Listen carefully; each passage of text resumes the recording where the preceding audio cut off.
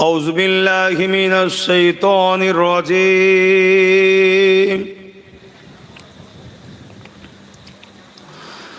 بسم الله الرحمن الرحيم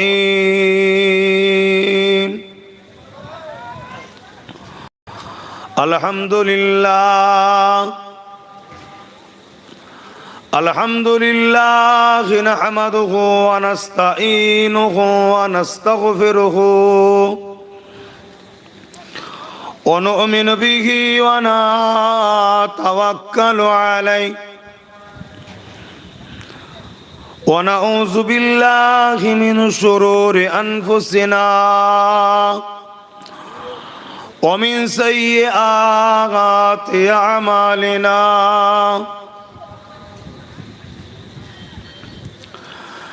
من يهدي الله فلا مضل له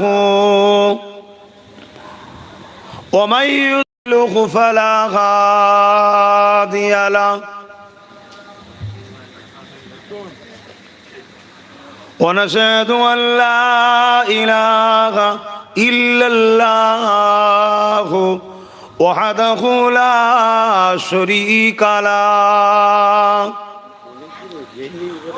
ونشهد أن سيدنا وحبيبنا ومولانا محمدا عبده ورسوله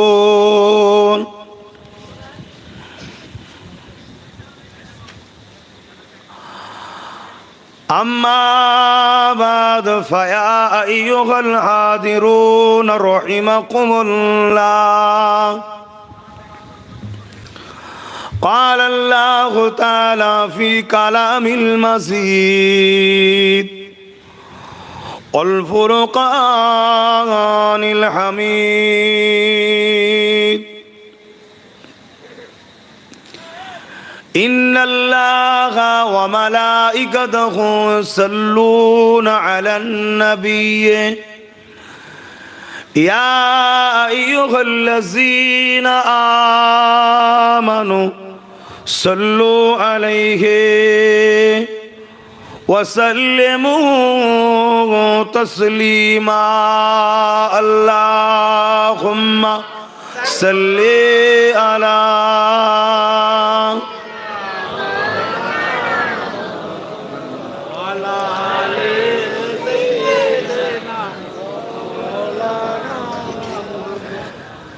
একটু মহব্বতে পড়েন। বাংলা বছরের তো প্রথম তারিখ আজকে। এলাকার মানুষ তো সব দোকানই বেশি চালায়, তাই তো নাকি গো? অনেক কিছু ব্যাপার ট্যাপার থাকে, সব দুনিয়াদারি করে আস্তে আস্তে আসবে। আপনারা যখন আগে আগে এসে গেছেন, একটু পড়ুন, একটু ভক্তিতে পড়ুন। কেননা একবার দরুদ পড়লে 10টা গুনাহ মাফ হয়, 10টা নেকি পাওয়া যায়, 10টা মাকামকে আল্লাহ বাড়ায়। জোরে বলুন সুবহানাল্লাহ। মৃত্যু আমাদের সবার হবে, চলে আমাদের সবাইকে যেতে হবে। এসে যখন গেছেন, বসে যখন পড়েছেন, একটু আল্লাহর খুশির জন্যে, আখেরাতের জন্য তো কিছু করুন। তাই বসে না থেকে দিল খুলে উচ্চ আওয়াজে পড়েন। কেননা দয়ার নবী বলেছেন, আমার ওপরে যে যত বেশি দরুদ পড়ে, আমার ওপরে তার ভালোবাসার দাবি তত বেশি। আমি নবীর শাফাআত তারা কিয়ামতের দিন পাবে। জোরে বলুন সুবহানাল্লাহ। অনেক কাজ আল্লাহ করেছে, কিন্তু কোনো জায়গায় আল্লাহ কাউকে নিজের সাথে নেয়নি। কিন্তু দরুদের বেলায় দেখুন, আল্লাহ ফেরেশতাদের সাথে নিয়েছে। ইন্নাল্লাহা, বেশক मैं खुदा ও মালাইকাতুহু, আল্লাহ প্রথম বলেছে আমি দরুদ পাঠাই, বলে বলছে ফেরেশতা তোরা আয়, তোরাও আমার হাবিবের উপর দরুদ পড়। জোরে বলুন সুবহানাল্লাহ। এই জায়গায় বলে আল্লাহ চুপ হয়নি, আবার বলছে ঈমানদার তোরা বাদ থাকবি কেন? ইয়া আইয়ুহাল্লাযীনা আমানু, হে ঈমানদারেরা, সাল্লু, তোমরাও দরুদ পড়ো। জোরে বলুন সুবহানাল্লাহ। বাকি কোনো কাজে কিন্তু আল্লাহ কাউকে সাথে লাইনি।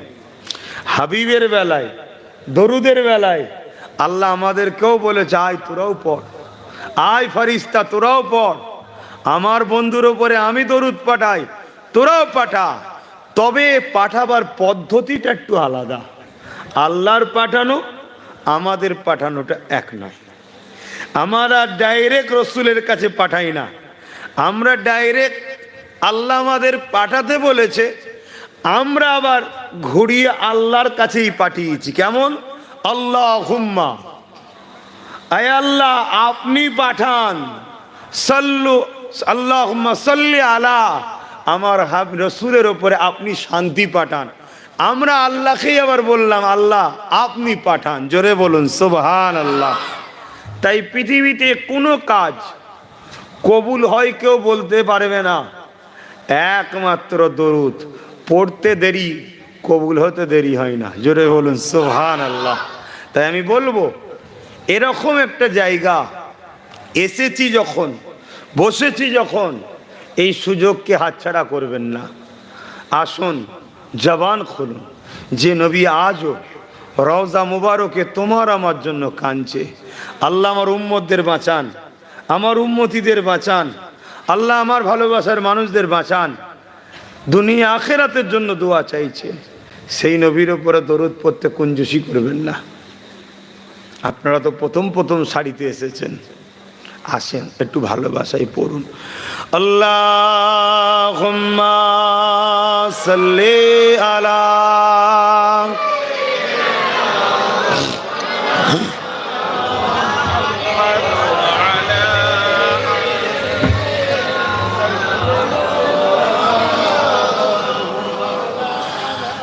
সাদাগে মাশর মে,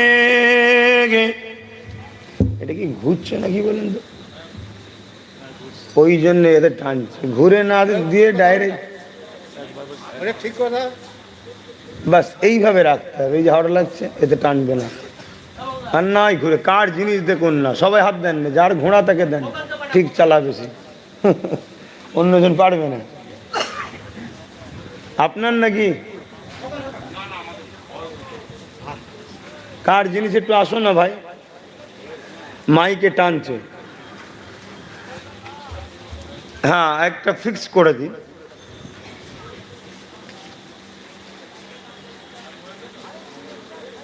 এবার আসছে না, আবার ঘুরছে ভেতরে, বন্ধ হচ্ছে তো, দাঁড়ান, থাক থাক, এটাই হাওয়া। এবার ঠিক আছে, ঠিক আছে, থাক থাক। ইয়ে তো আবার এতে টানছে, একটু ঘুরান পাকান, বেশি হয়ে গেল, থাক। হিসাব কেন লিয়ে আসেন বাবা, টেবিল ফ্যান দে নাই হাত পাখা দে, কাজ মিটে যাবে। এইসব যত দুনিয়া যাচ্ছে ফেতনা বেরোচ্ছে, সে ফেতনা, শাল তাল গাছের পাতার হাওয়া, ওর মতো আরাম আছে?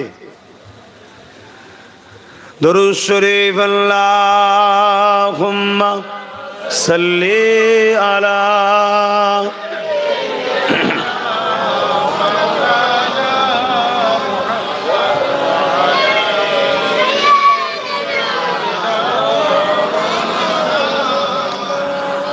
সাদাগে মাশর মে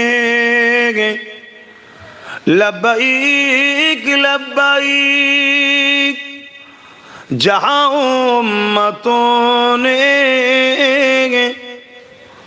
पुकारा मोहम्मद,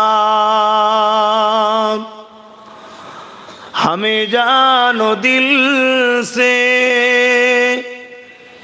प्यारा मोहम्मद,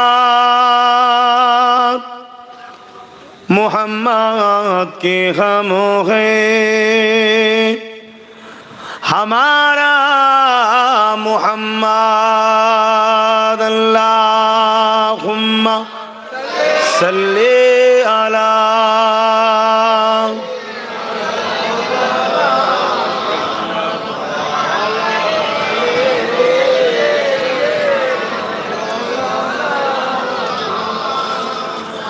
अब अपने आंखों से देखा नहीं है मगर उनकी तस्वीर सीने में मौजूद है, जिनकी खुशबू से महका ऐ सारा जहान। ओ खुशबू नबी के पसीने में है। अल्लाहुम्मा सल्ली अला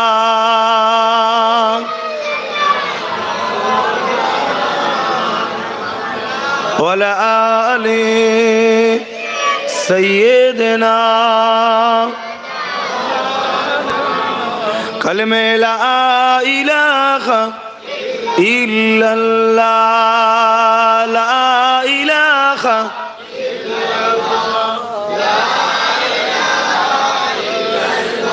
ला इलाहा इल्लल्लाह, ला इलाहा हस्बी रब्बी जल्लल्लाह, माफी कल्बी खैरुल्लाह, नूर मुहम्मद सल्लल्लाह, हक़ ला इलाहा इल्लल्लाह, ला इलाहा ला इलाहा इल्लल्लाह, ला इलाहा ला इलाहा इल्लल्लाह, मुहम्मदुर रसूलुल्लाह। अल्लाहुम्मा सल्ली अला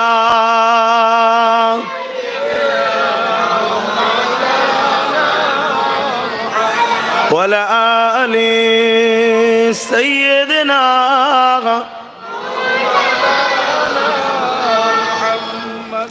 وقال الله تعالى في كلام المجيد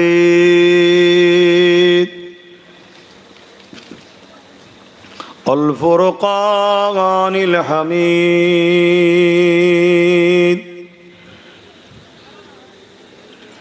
قل إن كنتم تحبون الله فاتبعوني يحببكم الله ويغفر لكم ذنوبكم والله غفور رحيم।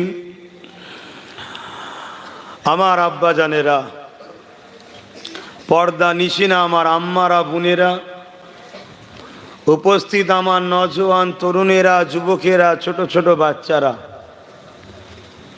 এ দুনিয়া কিন্তু আমাদের কারোর জন্যই চিরস্থায়ী নয়। সে অলি হোক, গৌস হোক, কুতুব হোক, নামাজি হোক আর বেনামাজি হোক, রোজাদার হোক আর বেরোজাদার হোক, রাজা হোক, মহারাজা হোক, সুলতান হোক আর পূজা হোক, যেই হোক, কুল্লু মান আলাইহা ফান। শুধু মানুষ নয়, পাহাড় পর্বত সব ধ্বংস হবে। এই আকাশের তারাগুলো ঝরে ঝরে পড়বে, এই আসমান ভেঙে চূর্ণ বিচ্ছিন্ন হবে, এই বিশাল পাহাড়গুলোকে আল্লাহ তুলোর মতো উড়াবে, একটার সাথে আর একটা টক্কর হবে, সামান্যটুকু কোনো উঁচু ঢিলা টিলা থাকবে না, সব ধুলো হয়ে যাবে। আগেকার সময় অতিথি আসলে দুটো গিলাস নিত, পানি আর চিনি ফেটে দিয়ে শরবত হতো। এই পৃথিবীকে আল্লাহ আসমান জমিন ফেটে ফেলবে, রাখবে না কিছু। জিবরাইল, মেকাইল, ইসরাফিল শুধুমাত্র কুল্লু মান আলাইহা ফান, সব ফানা হবে। ওয়াবকা রব্বুকা জিল জালালি ওয়াল ইকরাম, শুধু আল্লাহর জুল জালাল থাকবে, আর কিছু থাকবে না। আল্লাহ যা কিছু বানিয়েছে তার মধ্যে শ্রেষ্ঠ মানুষকে করেছে। জেনেদের থেকেও শ্রেষ্ঠ, ফারিস্তাদের থেকেও শ্রেষ্ঠ। আল্লাহ মানুষকে বানিয়েছে, আর এই মানুষের জন্য এই জমিনকে আল্লাহ বিছানা করেছে, আসমানকে ছাদ করেছে। এই মানুষের জন্যই গাছপালা, তরুলতা, সাগর সবকিছু মানুষের জন্য, আমাদের উপকার করবে। সূর্যের থেকেও আমরা দামি, চাঁদের থেকেও আমরা সুন্দর। আলহামদুলিল্লাহ বলুন। সবকিছু আল্লাহ বানিয়েছে সময় লাইনে, মোবাইল নয়। আপনারা বলবেন নাই, কিন্তু আমি বারবার দেখবো, বলবো, সময় নষ্ট হবে। সব কিছুকে আল্লাহ বলেছে দুটো অক্ষর শুধু, কাফ নুন। কুন মামা আনা হোজা, ফায়াকুন, সঙ্গে সঙ্গে হয়ে গেছে। বিশাল আসমান, জমিন, এই বিশাল সাগর, পৃথিবী তো পানির ওপরে ভেসে আছে। শুধু বলেছে কুন, হোজা, ফায়াকুন, হয়ে গেছে।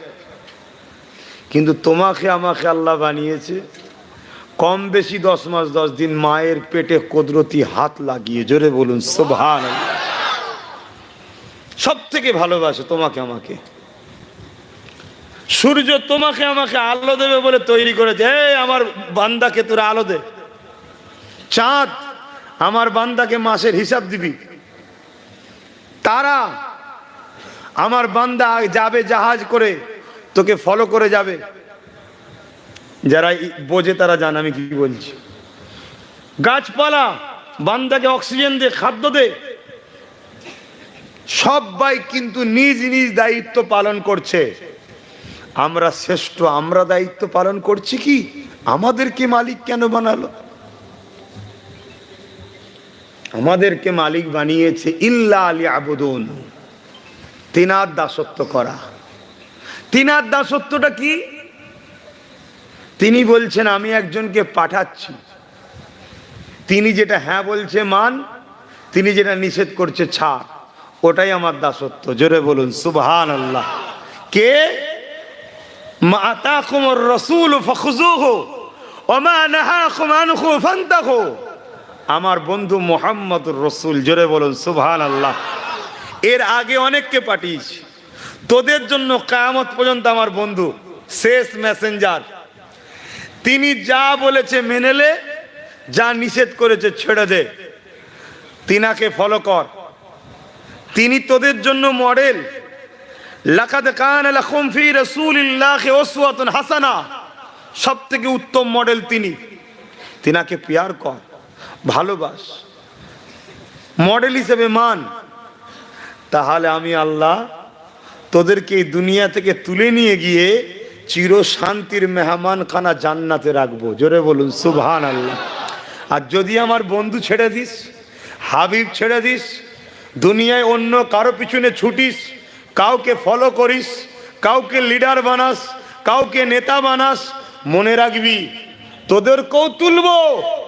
তুই জেলার সাহেবই হোস, কুল্লু নাফসিন যায়িকাতুল মউত, মৃত্যু তোদের সবার কাছে যাবে। তোদেরকে মৃত্যুর হাত থেকে কেউ বাঁচাতে পারবে না। মাইকেল জ্যাকসন আগে ছিল মাইকেল জ্যাকসন, নাম শুনেছেন না? পৃথিবী বিখ্যাত একজন ড্যান্সার ছিল। শখ করেছিল আমি 150 বছর বাঁচবো। 50 পার হতে না হতে রাত্রিরে নিঃশ্বাসের অসুবিধে না হওয়ার দরুন একটা মেশিনের ভেতরে ঘুমতো। হঠাৎ করে সিগন্যাল দিচ্ছে, স্পেশাল পৃথিবী বিখ্যাত 11টা বা 12টা ডাক্তার পুষা ছিল, যে ডাক্তারদের মাসে কয়েক কোটি টাকার মাইনে। পৃথিবী বিখ্যাত ডাক্তার। তার নখ থেকে চুল পর্যন্ত ডেলি পরীক্ষা হতো, তার খাদ্য আলাদা তৈরি হতো, আলাদা পরীক্ষা হতো। কোনো রকম ভেজাল খাদ্য দেওয়া নেই। আমরা তো বিষ খাই ডেলি, কি বলেন? খান তো নাকি? এই রোজার মাসে আঙ্গুর খাই, ও অর্ধেক তো বিষ।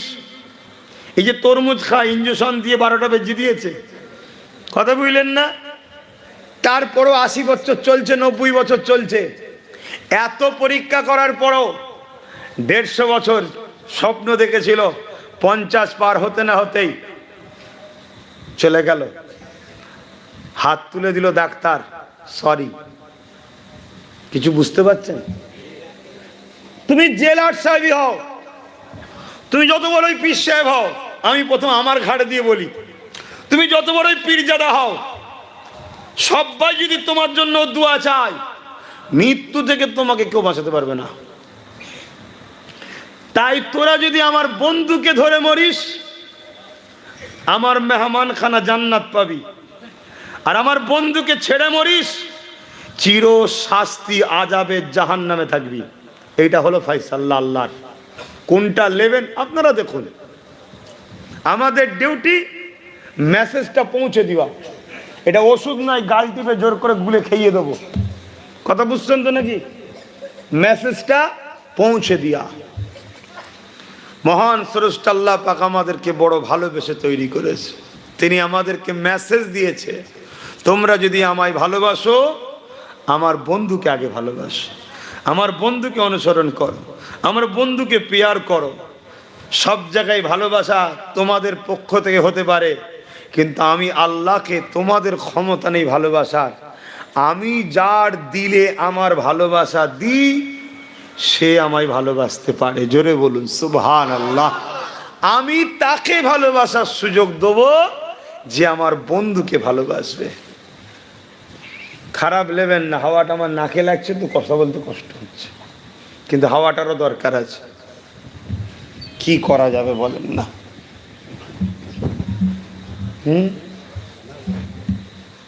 আর একটু ঘোরান না, একদম সামান্য একটু ঘোরাও ভাই। একদম ও কি ঘুরছে না কি হচ্ছে বুঝতে পারছি না।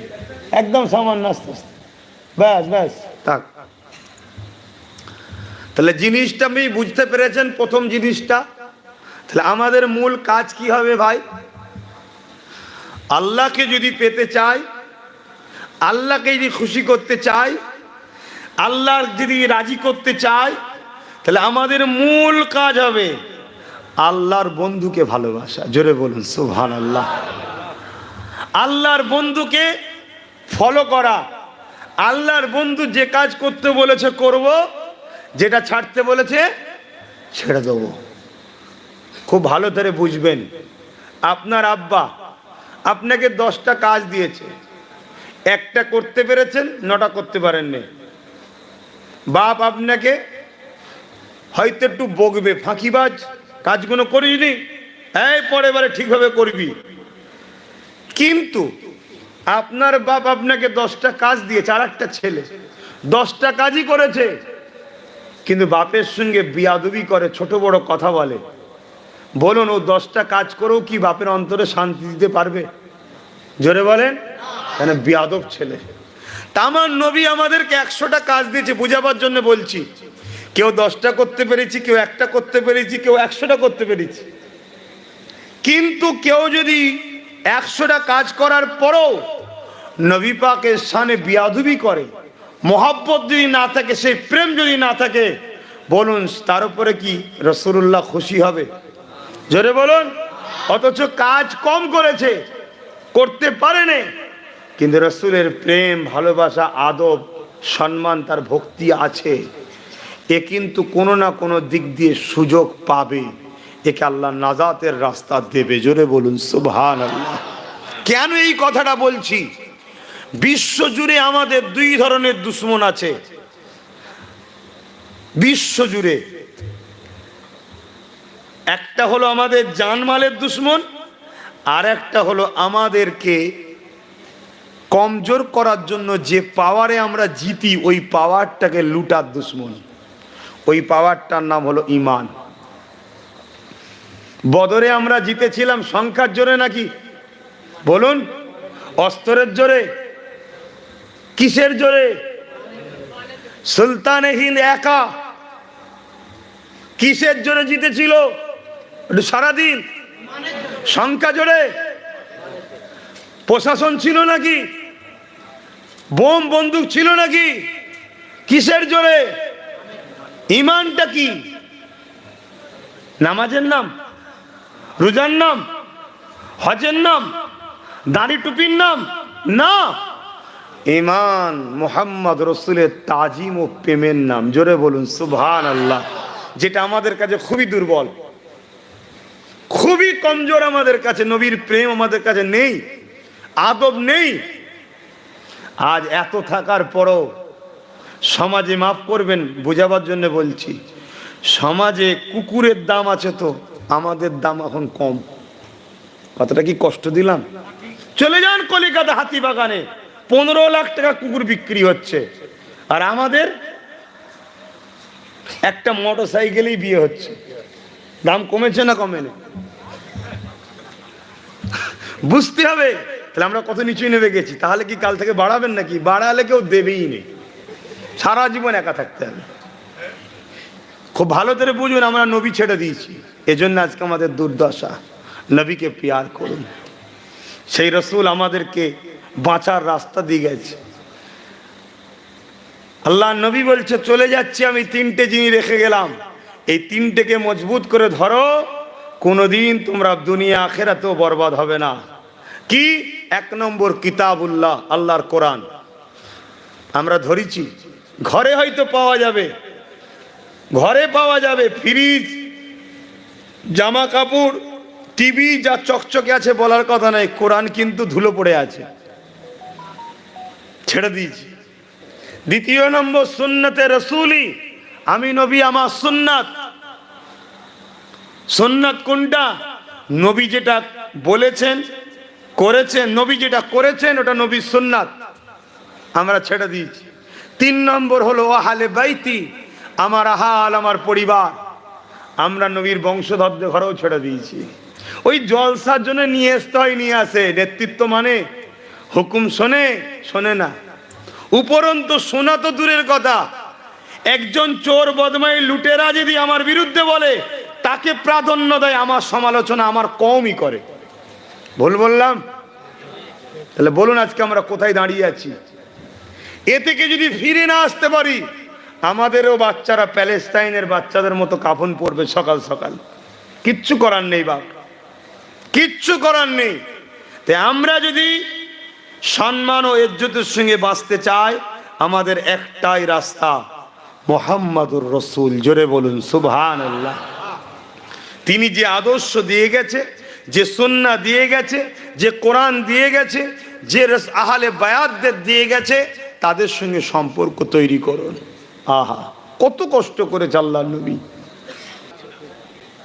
তাহলে বলুন আমরা শান্তি পাবো কি করে? শান্তি কি করে পাবো?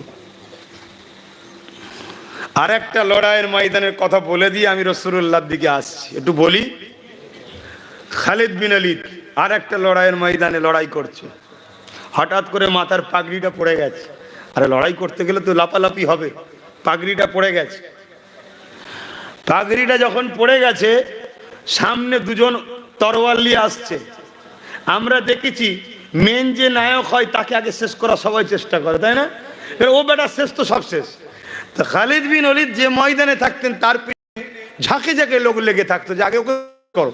আল্লাহ ফতে দেয়, জোরে বলুন সুবহানাল্লাহ, আরো জোরে বলুন সুবহানাল্লাহ। তাহলে আমরা যদি সেই নবীর সুন্নত মেনে চলি, আল্লাহ আমাদের কামিয়াবি দেবে না দেবে না? এটা ভাবুন আমার ভাইরা। আসুন সেই নবীকে প্যার করি, যে নবী আজও মদিনার জমিনে আমার আপনার জন্য এখনো কাঁদেন। আল্লাহ পাক আমার উম্মাতিদেরকে হিফাজত করেন। আল্লাহ পাক আমার উম্মাতিদের উপরে আপনি আযাব দিবেন না, তাদের উপরে বেজার হয়ে যাবেন না, তাদেরকে ধ্বংস করে দেবেন না। এ যুবকেরা, তরুণীরা, বাপেরা, নবী পাক এখনো রওজা মোবারকে সশরীরে তোমার আমার জন্যে আল্লাহ পাকের দরবারে কাঁদতেছে। আল্লাহ নবী হায়াতুন নবী, বাপ মরা নবী নয়। যদি কেউ মরা নবী দাবি করে, সে যদি মুসলমান হয়, জানবেন সে মুসলমান সেজেছে, হাকিকাতে সে ইহুদি। কি বলুন বলুন? কেন ইহুদিরাই চ্যালেঞ্জে গিয়েছিল রসুলে পাকের জেসে মুবারককে মদিনা থেকে বার করবে। ইতিহাস জানেন কি জানি না। বাদশাহ নুরুদ্দিন তখন আরবের গভর্নমেন্ট ছিল, বাদশাহ নুরুদ্দিন।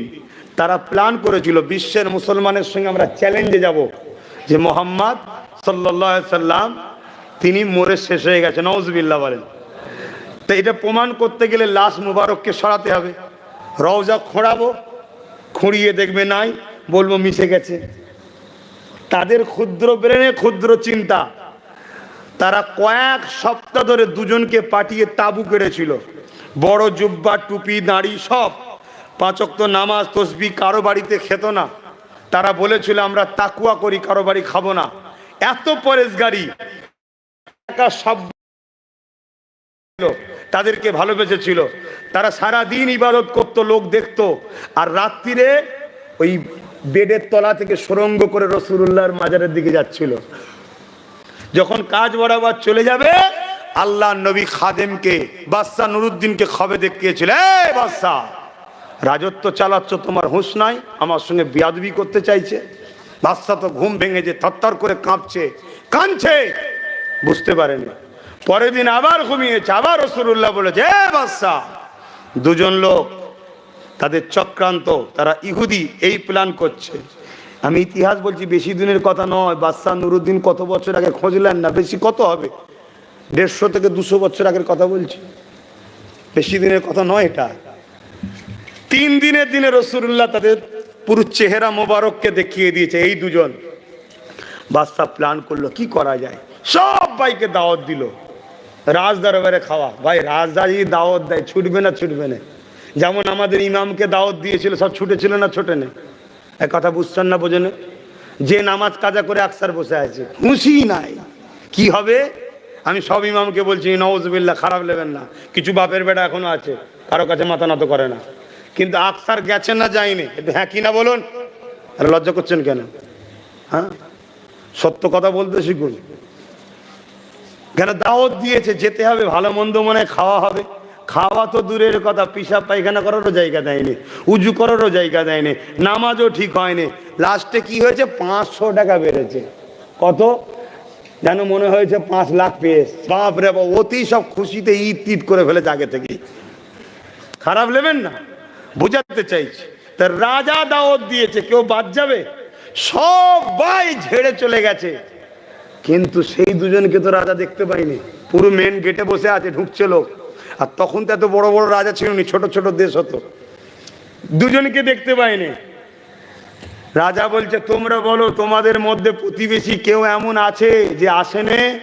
কয়েকজন দাঁড়িয়ে বললো, জাহাপানা, আমার এলাকাতে দুজন মানুষ কয়েক মাস ধরে আছে, যারা বাইরের কোনো জায়গা থেকে এসেছে, যারা বড় আল্লাহর ওলি, খুব ভালো মানুষ, খোদা প্রেমিক, নামাজ গুজার, রোজা রাখে সারাদিন, কোরআন তেলাওয়াত করে। শুনছেন তো নাকি খসলত গুলো ভালো না খারাপ? হ্যাঁ, এরকম খসলত আজকেও ঘুরে বেড়াচ্ছে। আমরা ভাবছি হারে কোরআন পড়ে, নামাজ পড়ে, কি সুন্দর কেরাত পড়ে, দাঁড়ি রেখেছে, তসবিহ পড়ছে, ভালো মানুষ মনে করছি, কিন্তু সে রাসূলুল্লাহর দুশমন নয় তো। আমার অজে মনে আপনাদের কষ্ট হচ্ছে। তাহলে বোঝানো বাদ দিয়ে পেলেন দুটো ঘটনা বলে চলে যায় নাকি? মুরব্বীরা কি বলছেন, বাপজানেরা একটু বুঝুন। আব্বা, খুব সাদা মাটায় ভাষায় বলে যাচ্ছি, পৃথিবী পরিমাণ গুনাহ যদি করে কেউ ফেলে, তার অন্তরে যদি রাসূলুল্লাহর প্রেম আর আদব থাকে, ও আসামি ঠিকই, কিন্তু আসামি জেল খাটার পরে একদিন না একদিন কিন্তু জান্নাত যাবে। আর পৃথিবী পরিমাণ আমল করেছে, রাসূলুল্লাহর প্রেম আদব নেই, ও সারা জীবন জাহান্নামে ঢুকবে, জান্নাত জীবনে দেখতে পাবে না। এই কথাটা বুঝতে পারলেন? নবীকে চেনেন বাপ। আমার ডিউটি এটাই, আপনাদেরকে রসুল চিনানো। নবীর ডিউটি হচ্ছে আপনাদের ঘরে আল্লাহ চিনানো। জোরে বলুন সুবহানাল্লাহ। আমার ক্ষমতা নেই বাপ আল্লাহকে চিনাবার, ওটা রাসূলুল্লাহকে স্পেশাল আল্লাহ পাঠিয়েছে। যান, আপনি যান, এদের সঙ্গে আমাকে জুড়ে দিন, আমার প্রেম ভালোবাসা এদের সঙ্গে জুড়েন, এটা নবী পাকের কাজ। তো বাদশা লোক পাঠিয়ে ওদেরকে বন্দি করেছে। যখন বন্দি করে নিয়ে আসছে, সরল প্রাণ মানুষ চিৎকার দিচ্ছে, আরে লোকগুলো কত ভালো, আপনি এদেরকে বন্দি করলেন। বাদশা সেই জায়গায় সবাইকে নিয়ে হাজির হয়েছে, তালাশ করে দেখছে বাড়ির, এই কি করতে এসেছিস, তোকে বারণ করলে ছেলেটা, এত বিয়াদব তৈরি হয়েছিস কেন, একটু ছেলে এত বিয়াদব।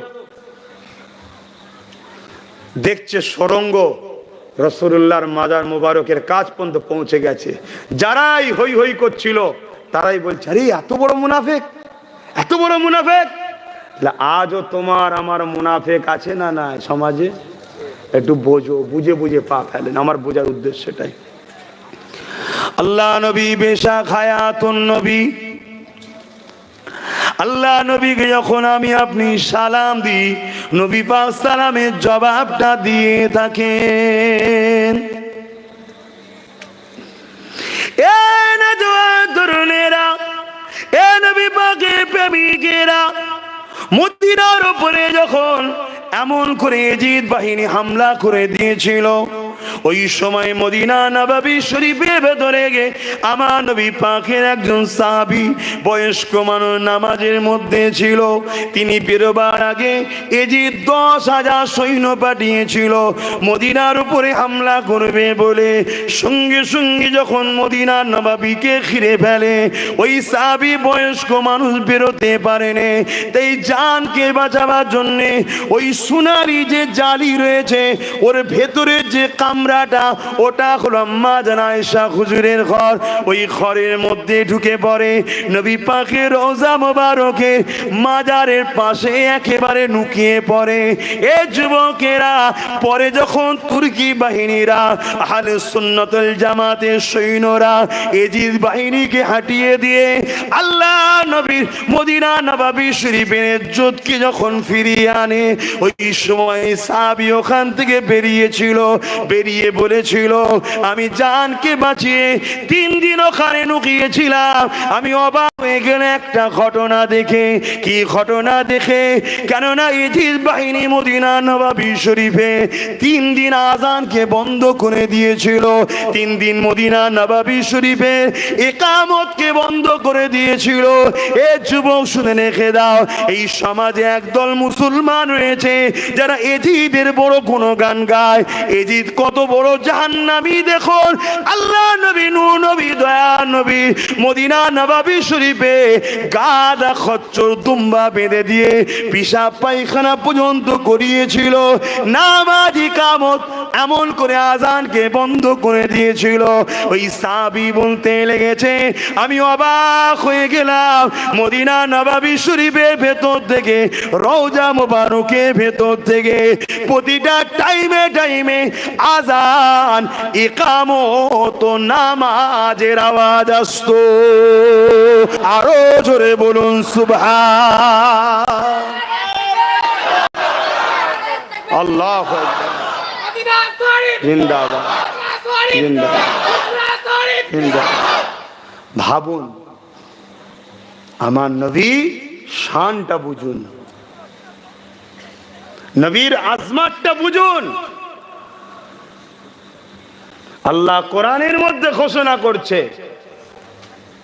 এই মুমিনেরা, এই ইমানদারেরা, তোমাদের গলার আওয়াজ যদি, খুব ভালো করে শুনবেন, তোমাদের গলার আওয়াজ যদি আমার নবীর আওয়াজের ওপরে উঠে যায়, তোমাদের জীবনের সমস্ত আমল বরবাদ। মুহাদ্দিসিনরা, মুফাসসিরিনরা বলছে, যদি কেউ গুনাহ করে তার জন্য কোনো ভালো কাজ করলে তার আমল বরবাদ হয় না।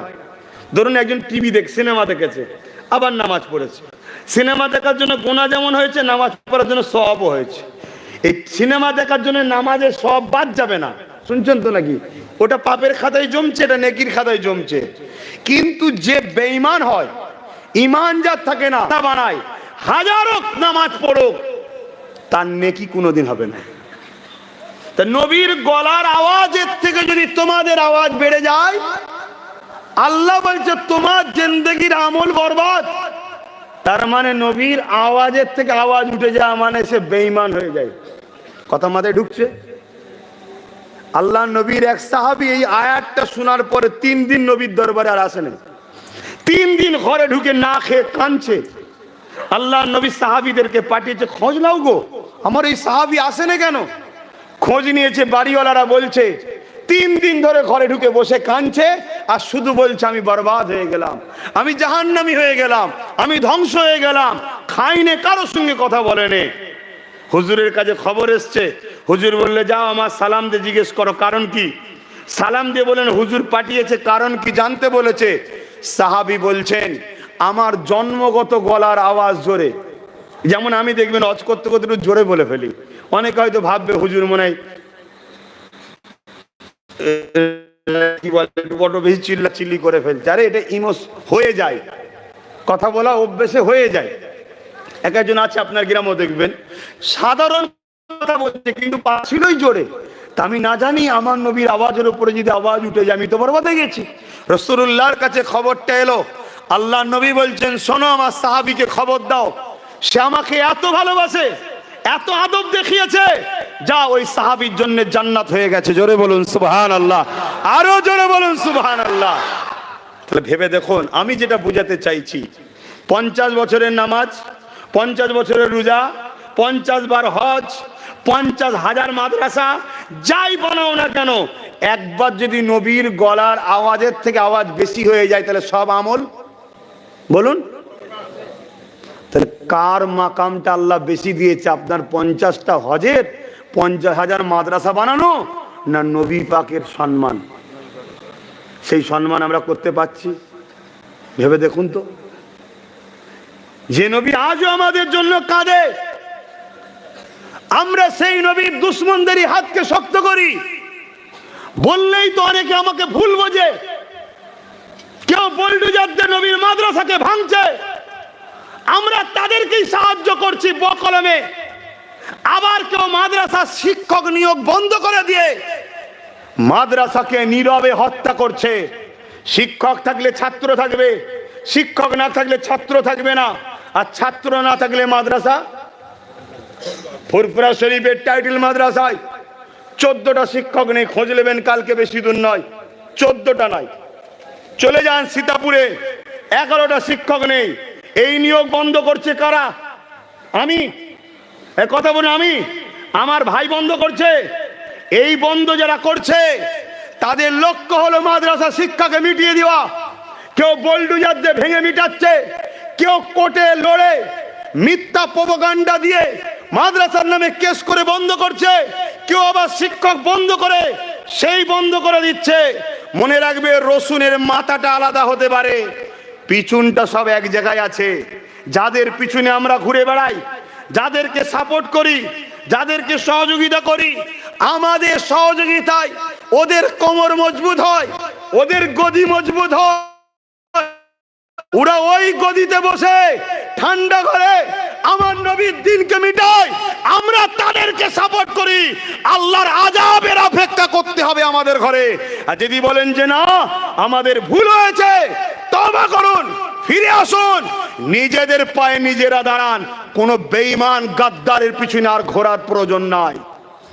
তাতে ফায়সালা কি হবে, রেজাল্ট কি হবে, ওটা আপনি ভেবে কি লাভ? ও ফায়সালা আল্লাহর হাতে ছাড়ুন।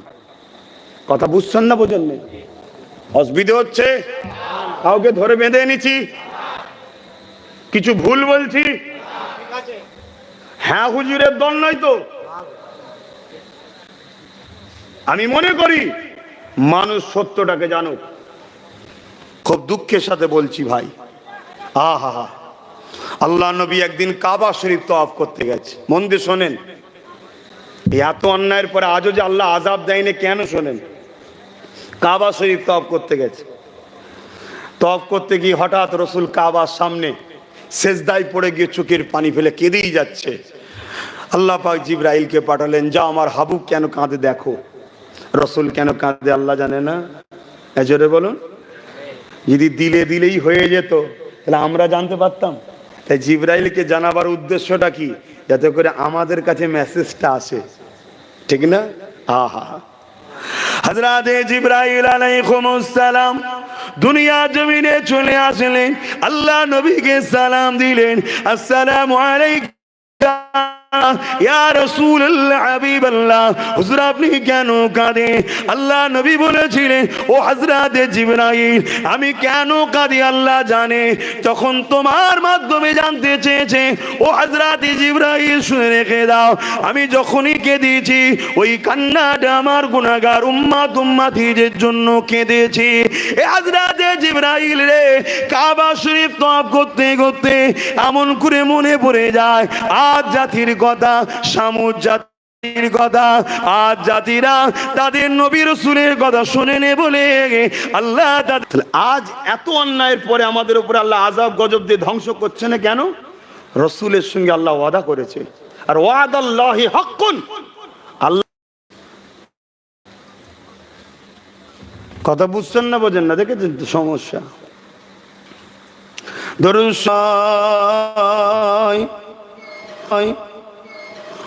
দু চোখের না তো আপনি ক্ষতি করে ফেলছেন না তো? যে নবী আপনাকে এত ভালোবাসে, যে নবী কত কষ্ট করে এই দিনকে আপনার দুয়ারে এনে দিয়েছে, এই দিনের জন্য যে নবীকে মাসকে মাস পাহাড়ে গাছের পাতা ফলমূলকে জীবন ধারণ করতে হয়েছে, এই দিনের জন্য যে নবীকে নিজের মাতৃভূমি মক্কা ছেড়ে দিয়ে ইয়াসরিফ মদিনাতে হিজরত করতে হয়েছে, এই দিনের জন্য যে নবীর দান্দা মুবারক উহুদে শহীদ হয়েছে, আপনি সেই দিনের দুশমন নয় তো? আপনি ভাবছেন আমি কোথায় দুশমন? আপনি ডাইরেক্ট দুশমনি করেন না, মেনে নিলাম। আপনার সহযোগিতায়, আপনার অর্থে, আপনার কোন রকম প্ল্যানে আপনার নবীর দুশমন শক্তিশালী হচ্ছে না তো? আমি কি বোঝাচ্ছি, বুঝছেন? আপনার সাহায্যে কেউ ক্ষমতায় এসে হিজাবকে ব্যান করার চেষ্টা করছে না তো? আপনার সহযোগিতায় কে ক্ষমতায় এসে নামাজের, ঈদের নামাজকে নিজের নোংরা চক্রান্তের শিকার বানাচ্ছে না তো? আপনার দেয়া সহযোগিতায় কেউ ক্ষমতার জোরে এসে ডিবেটে বসে আপনার আল্লাহ, আপনার ইসলামকে নোংরা নোংরা মন্তব্য করার সুযোগ করে দিচ্ছে না তো? একটু মাথা খেটি আমার কথা ভাববেন। আপনি ডাকাতের হাত থেকে বাঁচার জন্য চোরের কোলে উঠছেন, ডাকাতের হাত থেকে বাঁচার জন্য চোরের কোলে উঠছেন, যে চোরটা ঠিক আছে। আপনি জানেন না চোর কাকে বলে? যে ছোটখাটো চুরি করে। আর ডাকাত কাকে বলে? যে মূল গোড়া সমেত চুরি করে লাই। তো চোরিতে চুরি করতে করতে ডাকাত হয়। কথা মাথায় ঢুকছে না? ঢোকেন না? কালকে চোর চিল্লে ছিল অমুককে তাড়াও, আজকে সে ডাকাত হয়ে যে বলছে অমুককে নিয়ে আসো, বলছে না? বলে না? আজকে যার জন্য আপনি নিজের ভাইয়ের মাথায় বাঁশ মারছেন, যার জন্য আপনি গ্রামে দলাদলি করলেন, সেই সেকুলার বন্ধু কালকে তো চলে গেল অন্যদিকে। এই সমাজে ঘটছে না? ঘটে না? কে কোন জাহান নামে যাবে, যাকগে যাক। কিন্তু আপনি এমন লোকের সঙ্গে উঠা বসা করছেন না তো, যারা আপনার 1 টাকা সাহায্য নিয়ে আপনার দিনকেই মিটাবার শক্তি তৈরি করছে। কিছু বুঝতে পারছেন কি আপনারা? যদি পারেন পরিবর্তন হন। হুজুর আমার কাছে তো, আমার কাছে 10 টাকা আছে, কি হবে? 10 টাকা 1 টাকা বড় কথা নয়। আপনাকে মালিক সৃষ্টি করেছে সত্যের পক্ষে থাকা, অন্যায়ের বিরোধী করা। একা তো কি হয়েছে? হুজুর আমি জেল খাটবো, একা বললে, আরে মালিকের জন্য জেল যেতে রাজি নয়। তুমি তোমার আল্লাহর পরীক্ষা, যদি তোমাকে জেলে দিয়ে আল্লাহ জান্নাত দেয়, ইমাম হোসাইনের থেকে তুমি দামি নাকি? ইমাম হোসাইনের থেকে আব্বাস সিদ্দিকী দামি? ইমাম হোসাইন যদি কারবালার মাঠে আল্লাহর খুশির জন্য পুরো পরিবারকে কুরবান করতে পারে, 72টা লাশ কাঁধে বয়ে নিয়ে এসছে, প্রত্যেকবারে আসমানের দিকে চেয়ে বলেছে আল্লাহ তোমার জন্য দিলাম, খুশি তো? লাস্টে নিজে যখন যাচ্ছে তখনও বলছে আল্লাহ হোসাইন হয়তো ফিরে আসবে না, আপনি আমার উপর রাজি তো? তুমি আমি কে লাট সাহেব হয়ে গেছি, জেলের ভয়ে আল্লাহর দুশ্মনের সঙ্গে বন্ধু করবে? দুনিয়ার জেলের থেকে জাহান্নাম বড় কঠিন বাপ। শুনছেন না? শোনেন না? আর আল্লাহ যাকে যত ভালোবাসে তাকে তত কঠিন পরীক্ষায় ফেলে। আল্লাহ যাকে যত ভালোবাসে তাকে তত কঠিন পরীক্ষায় ফেলে। আল্লাহর প্রেমটাই আলাদা। এক দরবেশ জিজ্ঞেস করছে, আল্লাহ আপনার প্রেম তো বুঝি আসে না কেন? অলিদের উপরে এলহাম হয়, এলহাম গায়েবী আওয়াজ, নবীদের উপরে ওহী হয়। কেন? আল্লাহ দুনিয়ায় যদি কেউ কাউকে ভালোবাসে, সে কষ্ট পাক এটা কেউ চায় না। এই কেউ চায়? বলুন না, আপনারা আপনাদের বাচ্চার কষ্ট চান? জোরে বলুন। কেউ চায় না। আর আপনি আপনার বান্দাকে ভালোবাসেন বলছেন, আর তাকেই কষ্ট দেন। আল্লাহ বলছে, শোনো, আমার রাস্তাটা দুনিয়ার মানুষের রাস্তার থেকে আলাদা।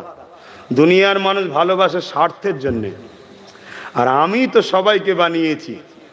আমি আমার বন্ধু, আমার ভালোবাসার মানুষকে, আমার ভালোবাসার বান্দাকে আমি অনেক বড় জায়গা দেবো, তার আগে আমি তাকে একটু পরীক্ষা করে নিই। দুনিয়ার প্রেমের রাস্তা শুরু হয় ফুল দিয়ে। দুনিয়ার প্রেমের রাস্তা শুরু হয় কি দিয়ে? ফুল দিয়ে। কিছুটা যাবার পরে জাহান্নামের মতো কষ্ট হয়ে যায়। কি গো, হয় না? হয় না? প্রেম কদিন থাকে বলুন? স্বার্থ আছে না নাই? আর আমার আল্লাহ বলছে, আমার রাস্তাটা শুরু হয় কাঁটা দিয়ে। একটু কষ্ট করে পার হতে পারলে শান্তি শুরু হয়, আর সেখানে কোনোদিন কষ্ট নাই। জোরে বলুন সুবহানাল্লাহ। দেখেন না, আপনি আপনার ছেলেকে ভালোবাসেন বলছেন, ওই ভালোবাসা কতদিন থাকে বলেন? আর ভালোবাসেন কেন? স্বার্থের জন্যে। বিনা স্বার্থে কেউ ভালোবাসে? ছেলে বাপকে ভালোবাসে কদিনের জন্যে? মুখ মরতে বাকি, অমনি সব ভাগ করছে, এটা আমার, ওটা আমার, ওটা আমার। কি ভুল বলছি? আর এই ভালোবাসা স্বার্থের জন্যে। আর আল্লাহ আমাদেরকে ভালোবাসে, তিনার তো সব কিছু আমরা তৈরি, আমার থেকে তিনার কি নিবার আছে ভাই? নামাজ আল্লাহর প্রয়োজন নেই, তোমার আমার এক্সারসাইজ হয়, উপকার হয়। রোজা তোমাকে আমাকে ক্যান্সার মুক্ত শরীর দেয়, শরীরকে আপডেট করে দেয় রোজা। তুমি জানো রোজার কি ফজিলত? পিত্তকে তোমার আপডেট হয়, লিভার আপডেট হয়, সুগার মুক্ত শরীর দেয়। যেমন অনেক দিন মোবাইল চালাবার পর মোবাইলে ভাইরাস ঢুকে যায়, অ্যান্টিভাইরাস মারতে হয়, তাই কোম্পানি আপডেট দেয়। দুনিয়ার খাদ্য ঢুকে ঢুকে ছোট ছোট ব্যাকটেরিয়া, ব্যাড ব্যাকটেরিয়া তৈরি হয়, পোকা তৈরি হয়। রোজা হলো আপডেট। এক মাস যেই রোজা রাখবেন, আপডেট ঘুরে ঘুরে মোবাইল অটোমেটিক চালু হয়, ফ্রি হয়ে যায়। শরীর এক মাস পরে পুরো নতুন 11 মাসের জন্য ফ্রি শরীর দেয়। জোরে বলুন সুবহানাল্লাহ। আমরা তো বোকা বলে রাখতে পারি না। পৃথিবীর অন্য ধর্মের মানুষরাও, যারা বড় বড় শিক্ষিত সায়েন্টিস্ট এবং বিশেষ করে মেডিকেলে যারা পড়াশোনা করছে, তারা শখে শখে না খেয়ে থাকে। কিন্তু আমার রসুল কত সুন্দর সিস্টেম দিয়ে গেছে, আমরা রাখতে পারছি না। রাখবেন তো যাক, আমি অন্যদিকে চলে যাচ্ছি। আবার আমার বলার উদ্দেশ্য এটাই, যদি গুনাহগার হই মাপ আছে। ইসলামের দুশ্মন ডাইরেক্ট হোক আর দুশ্মনকে সাপোর্ট হোক, মাপ নাই। বলুন মাপ আছে? আচ্ছা বলুন তো বাপ, আপনার ছেলে তুই কি করছিস মোবাইলে? পায়ের উপরে মোবাইল রেখে তুই কি করছিস? ওই ছেলেটাকে বলছিস, ওই তোর পিছু নেই, ওই যে কালো মোবাইল, কি করছিস? পকেটে রাখ, চুরি হয়ে যাবে শেষকালে। আপনার ছেলে আপনার দুশ্মনের সঙ্গে যদি মেশে, বাপ হিসাবে বলুন আপনি খুশি? আচ্ছা ছেলে বলুন, আপনার আব্বা, যার উপর আপনার কোনো জোর দেখাবার ক্ষমতা নাই, তারপরও আপনার দুশ্মনকে যদি ঘরে নিয়ে এসে খানা খাওয়ায়, আপনি খুশি হবেন? ছেলে বলুন। তাহলে রসুলের দুশ্মনের সঙ্গে আপনি যদি হাতে হাত মিলিয়ে চলেন, তাদেরকে যদি সহযোগিতা করেন, বলুন আমার আল্লাহ খুশি হবে? আপনি বলছেন দুনিয়া? হ্যাঁ, আপনার প্রত্যেকটা সেকেন্ড ফেলার আগে ভাবতে হবে আল্লাহ খুশি না বেজার, টানার আগে ভাবতে হবে আল্লাহ খুশি না বেজার। এর নাম হলো দিন। কিছু কিছু মানুষ তো এমনও বলে, কি করা যাবে, নাচারে করতে হবে। ওই মানুষগুলোকে দেখে বড় আফসোস হয়, কেননা ইতিহাসের পাতা সাক্ষী দেখায় আবু জেহেল একদিন আমার নবী পাকের কাছে হাতকে মুঠো করে নিয়ে আসলো, নিয়ে এসে বলল, বলো তো মুহাম্মদ সাল্লাল্লাহু আলাইহি ওয়াসাল্লাম, আমার হাতের মধ্যে কি আছে?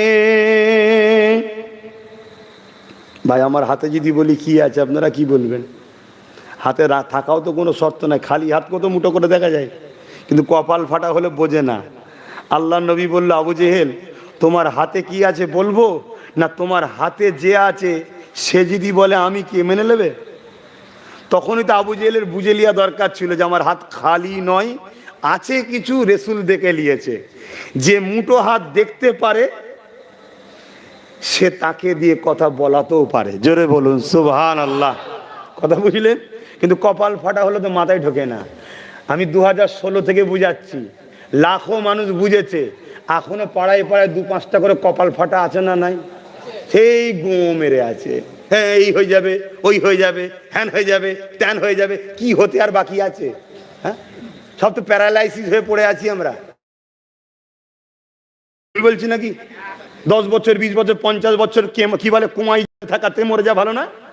অতএব একবার লড়বো, ভালোভাবে লড়বো, সোজাসুজি কথা বাপ, হয় ইস্পার নাই উস্পার। কি গো ভুল বলছি? হ্যাঁ ভুল বললাম নাকি?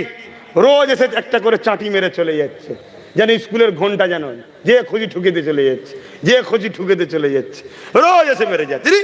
কি যা হবে একবার হোক। আমার কথা মাছু পছন্দ হচ্ছে নাকি? হ্যাঁ জানি না আপনারা কিভাবে বাঁচতে চান, কিন্তু আমি মনে করি 1000 বছর কচ্ছপের মতো বেঁচে থাকার থেকে একদিন বাঁচবো সিংহের মতো বাঁচবো, এটা আমি মনে করি। ভুল বললাম? অনেকবার কলিকাতায় গেছেন, লাখো মানুষের প্রোগ্রাম শুনতে গেছেন, গেছেন না? আমি একবার গেছি না গেছিনি? বুদ্ধুন তো দেখি, মুরব্বী বাপ থেকে শুরু করে, মা থেকে শুরু করে জিজ্ঞেস করুন তো, ওই রকম ভাবে ঘুরতে হবে। একবার উঠবো, দুনিয়া দেখবে মোস্তফার গোলাম উঠছে, দেখ, এটা আমি চাই। কথা মাথায় ঢুকছে না ঢোকে নে? হ্যাঁ, আরে লাখো আব্বাস সিদ্দিকী আজানে বাজারে ইদিক উদিক ঘুরে বেড়াচ্ছে, কোনো এলাকার কুকুরও চেনে না তাকে, আছে না নাই? রাত্রে যদি এলাকায় ঢোকে, ওর গ্রামের কুকুর তাড়া করবে। আরে আমি তোর ঘরের লোক রে, রোজ এসি, তাকেও চেনে নে, কুকুরও চেনে নে। ওরকম জিন্দগি করে কি লাভ? মোস্তফা জানে রহমতের গোলাম হও, দিলে আল্লাহর ভয় রাখো, দুনিয়া তোমায় ভয় করবে। দিনে রাসূলুল্লাহর প্রেম রাখো, দুনিয়ার অলিতে গলিতে বাজারে শুধু তোমারই চর্চা হবে। জোরে বলুন সুবহানাল্লাহ। হ্যাঁ, রসুলকে ভালোবাসো, নবীকে পিয়ার করো। তা কি কথা বলতে গিয়ে চলে গেলাম আবু জেহেলের কথাটা, শুনেছেন না আপনারা সবাই? হাতে মুঠো করা। কিন্তু আমি একটা জিনিস আপনাদেরকে বুঝাচ্ছি, ওই পাথরের থেকেও আশরাফুল মখলুকাত কিছু মানুষকে দেখে আমার আফসোস হয় যে তোর থেকে পাথরটা অনেক দামি। আবু জেহেলের হাতে পাথর, তাই তো নাকি? তাহলে কার কবজায় পাথরটা? একটু সাড়া দেবেন। কে পাথরটাকে বেচেছে? সিলেক্টেড কে করেছে? এখন ওই পাথরের উপরে জোর কার? আবু জেহেলের। আর মোহাম্মদ রসুল বলছে তোর হাতে যা আছে যদি বলে আমি কে মানবি? আবু জেহেল বলছে মোহাম্মদ প্রশ্নটা বড় জটিল করে দিলে, উত্তরটা বড় জটিল করে দিলে। আল্লাহ নবী বলছে মানবি কি বল? বলছে হ্যাঁ মেনে নেবো। আল্লাহ নবী আবু জেহেলের হাতের দিকে তাকালেন, হাতের ভেতর থেকে আওয়াজ আসছে আশহাদু আল্লাহ ইলাহা ইল্লাল্লাহু ওয়া আশহাদু আন্না মুহাম্মাদান আবদুহু ওয়া রাসূল। জোরে বলুন সুবহানাল্লাহ। এগুলো কি ইট? তো এ কথা বলেন, কথা বলতে পারে? জোরে বলুন। কিন্তু আল্লাহর ক্ষমতা আছে না নাই কথা বলাবার? জোরে বলেন। আমি তুমি যখন দুনিয়া এসেছিলাম কথা বলতে পেরেছিলাম? কথা বলার ক্ষমতা কে দিয়েছে? তোমার আমার মতো হাজারো লোক আছে, মুখ রয়েছে, দাঁত রয়েছে, সব রয়েছে, কথা বলতে পারে? তাহলে মুখ থাকলেই যে কথা বলবে এমনটা নয়, কথা বলাতে যদি মালিক দেয় তবে বলতে পারবে। আল্লাহ ক্ষমতা দিয়েছে বলতে পারছি, একেও যদি আল্লাহ বলে বল, ওই ইটটাও কথা বলতে পারবে। জোরে বলুন সুবহানাল্লাহ। তার প্রমাণ একটা বুখারী থেকে দিয়ে যায়। নবী পাক যে কাঠের গুঁড়িতে দাঁড়িয়ে খুতবা পড়তো, ওই কাঠের গুঁড়ি যখন চেঞ্জ হচ্ছে সে কাঁদছে। আল্লাহর নবী বলেছে অনেক বড় কথা, কাঁদছিস কেন? হুজুর আপনি পাকা মেম্বার হবে, আমায় ছেড়ে দেবেন? আল্লাহর নবী বলল তুই আমার সঙ্গে জান্নাতে যাবি। জোরে বলুন সুবহানাল্লাহ। হায় রে আব্বাস জান্নাতে যাবে কি কোনো গ্যারান্টি নাই, কিন্তু এই কাঠের গুঁড়িটা আমার থেকে এখন সৌভাগ্যবান, সে জান্নাতি হয়ে গেছে। জোরে বলুন সুবহানাল্লাহ। কিসের জন্য জান্নাত পেল? জোরে বলুন। আমার নবীর প্রেম ওকে জান্নাতে নিয়ে যাচ্ছে। জোরে বলুন সুবহানাল্লাহ। আরো জোরে বলবেন না সুবহানাল্লাহ? আর একটু খুশিতে বলবেন না সুবহানাল্লাহ? নারী দিবে। নবীকে প্রেম করুন, কোন দিক দিয়ে আল্লাহ আপনাকে চেঞ্জ করে দেবে আপনি ভাবতেই পারবেন না। তাহলে আমি যেটা বলতে চাইছি, তাহলে হাতের ভেতর থেকে কলমার আওয়াজ হলো, পাথর। আবু জেহেল কপাল ফাটা, আরে তুমি এত বড় জাদুকর, আমার পাথরে জাদুকর দিলে। হ্যাঁ দেখেন, দেখেছেন কপাল ফাটা তো। এতদিন শুনছিলাম আমি নাকি অন্য কারো সাথ থেকে লিয়েছি, এখন শুনছি আর একজনের থেকে নাকি লিয়েছি। বলছে না, বলেন কপাল ফাটা তো, শুধু ঘুরাচ্ছে। শুধরাবে না, এ শুধরাবার নয়, যে কোনো শুধরাবার ঠিক শুধরে যাচ্ছে। বলুন ইনশাআল্লাহ। আল্লাহ হিদায়েত করুন, আল্লাহুম্মা আমিন। আবু জেহেল রাগেতে পাথরটা ছুঁড়লো, দূর বলে ছুঁড়ে ফেলে দিয়েছে। কেন? তোকে আমি বাঁচলাম, আমি তোকে বেঁচে নিলাম, আমার হাতে ছিলিস, তোকে আমি সিলেক্টেড করেছি, আর তুই গুণ গাইছিস মোহাম্মদ রসুলের। রাগেতে ছুঁড়ে ফেলে দিয়েছে। পাথরটা গিয়ে কোথায় পড়েছিল বলুন? শুনেছেন তো আজ আপনারা? দয়ার নবীর কদমে গিয়ে পড়েছে। এ থেকে প্রমাণ কি? যে যার গোলাম হয় তার কদমে থাকে। পাথর যদি রসুলের গোলামি করে নবীর কদমে থাকতে পারে, দুনিয়ায় যতদিন বাঁচবো আমরা যদি নবী নবী নবী নবী করি, নবীর পক্ষে থাকি, জান্নাতে রসুলুল্লাহর কদমেই যে উঠবো। জোরে বলুন সুবহানাল্লাহ। আরো জোরে বলুন সুবহানাল্লাহ। এখন আমি যেটা বলতে চাইছি, ওই পাথরকে জিজ্ঞাসা করো, আরে পাথর, তুই ছিলিস আবু জেহেলের হাতের মুঠোয়। আবু জেহেল তোকে শাস্তি দিতে পারতো, আগুনে পুরাতে পারতো, তোকে ভেঙে টুকরো টুকরো করতে পারতো, রাগে তোকে ধুলো করে দিতে পারতো। কেন? তুই আবু জেহেলের মুঠের মধ্যে ছিলিস। অনেকে বলে আমরা ওর দখলে আছি, ওদের হাতে ক্ষমতা, ওদের হাতে পুলিশ, ওদের হাতে মেশিন, ওদের এই ওদের সেই। আর এই পাথরকে দেখে শিক্ষা নাও। আবু জেহেলের হাতে ছিল, আবু জেহেলের দখলে ছিল, আবু জেহেলের কবজায় ছিল। আবু জেহেল তাকে শাস্তি দিতে পারতো। তাকে জিজ্ঞেস করা হচ্ছে, তোর কি ভয় লাগে না? তোর কি চিন্তা হয় না? পাথর একটাই আওয়াজ দিয়েছিল, যখন মোহাম্মদ রসুলের ইজ্জতের ব্যাপার হয়, মোহাম্মদ রসুলের শানের ব্যাপার হয়, আমাকে মারবে কি, ভেঙে দেবে কি, পুড়িয়ে দেবে কি, ও সব কিচ্ছু ভাবিনি। কার হাতে ছিল ভাবিনি, কোন দেশে বসবাস করছি ভাবলে হবে না, কার দখলে আছে ভাবলে হবে না। পাথরকে দেখে শিক্ষা নাও, মোহাম্মদ রসুলের পক্ষে দাঁড়িয়ে কথা বলতে হবে। এটাই আমাদেরকে শিক্ষা দিয়ে গেছে। জোরে বলুন সুবহানাল্লাহ। আরো জোরে বলুন সুবহানাল্লাহ। অর্থাৎ যে মেয়ে বা ছেলে আমার নবী পাকের স্থানে গুস্তাগি করে, সে মানবরূপী পশু ছাড়া অন্য কিছু নয়, সে সন্ত্রাস ছাড়া অন্য কিছু নয়, সে জালিম ছাড়া অন্য কিছু নয়। যে রাসূলুল্লাহর বিরোধী করে তার বিরুদ্ধে যেমন লড়াই করতে হবে, রাসূলুল্লাহর বিরুদ্ধে যে তার বিরুদ্ধে সংগ্রাম করতে গিয়ে কেউ যদি বলে এখানে আন্দোলন নয় অন্য জায়গায় করো, জানতে হবে এরও বুকে রোগ আছে, এর বিরুদ্ধে আমাদেরকে লড়াই করতে হবে। ঠিক না বেঠিক গো? জোরে বলো ঠিক না বেঠিক? যদি না করো মনে রেখে দিও, কিয়ামতের দিন শাফাত পাবে। যাও, যার দরদি হয়েছিল তার কাছে শাফাত লিখে যাও। আর মনে রাখবে, কিয়ামতের দিনে সমস্ত নবীরাও নফসি নফসি করবে। শুনছেন? কে? আদম সাফিউল্লাহ নফসি নফসি, মুসা কালিমাতুল্লাহ, কত বড় নবী, যিনি আল্লাহকে বলেছিলেন একদিন, আল্লাহ আপনি যদি মুসা হতেন আর আমি যদি আল্লাহ হতাম। কত বড় কথা, বুঝতে পারছেন? এটা ওনাদের মুখে মানায়, আমাদের মুখে মানায় না। কেন? বন্ধু হয় আল্লাহর। কথা বুঝে আসছো তো? তা আপনি যদি আল্লাহ হতেন, এই মুসা হতেন, আর আমি মুসা যদি আল্লাহ হতাম, আপনি আমার কাছে কি চাইতেন? আমার আল্লাহ বলেছিল, মুসা তুমি যদি আল্লাহ হতে, আমি যদি মুসা হতাম, আমি তোমার কাছে সুস্থ শরীর চাইতাম। কি শরীর? আর পৃথিবী জুড়ে ডাক্তারদের ব্যবসা চলছে যাতে করে মানুষ অসুস্থ হয়। ভেজাল খাবার, ভেজাল খাদ্য, ভেজাল তেল, ভেজাল সব কিছু তৈরি হচ্ছে। যারা দায়িত্ব আছে তারা জানে না। এই জানে না ভেজাল কারখানা, 2 নম্বর ফ্যাক্টরি, সব দুধ নকল, ডিম নকল, চাল নকল, হলদি নকল, সব খাদ্য নকল তৈরি হচ্ছে। এ জানে না? এ কথা বলছে না, বলে না। ফ্রিজে কার কি গোস্ত আছে জানতে পারছে, আর এগুলো জানতে পারে না। শুনছেন না শোনেননি? তারপরও প্রতিরোধ করে না কেন? কোটি কোটি টাকা অ্যাকাউন্টে চলে যাচ্ছে, আর ওরা তো এই খাবার খায় না, ওদের জন্য স্পেশাল তৈরি হয়। মরবে কারা? সরল পিনান মুসলিম, হিন্দু, দলিত, আদিবাসী, সাঁওতাল, বাগদি, যারা এই বাজার থেকে কিনে খায়। কথা মাথায় ঢুকছে না? ঢোকে নেই? পাবলিকের কেউ নেই বাপ। ধর্মর বিভাজন দেখিয়ে দরদ দেখাতে হয়, শুধুমাত্র বিভাজন না করলে রুটি শাঁকা যাবে না। তাই সব এক, গরিব মারো। আর মুসলমানকে ডবল মারতে চাই কেন জানেন? আমাদের আবার তেল আছে একটু বেশি, খারাপ নেবেন না। কেন? আমাদের সামনে কেউ বিপদে পড়লে সে কোন ধর্ম দেখিনি তার পাশে দাঁড়িয়ে লড়াই করি। এই কথা শুনছেন না শোনেন?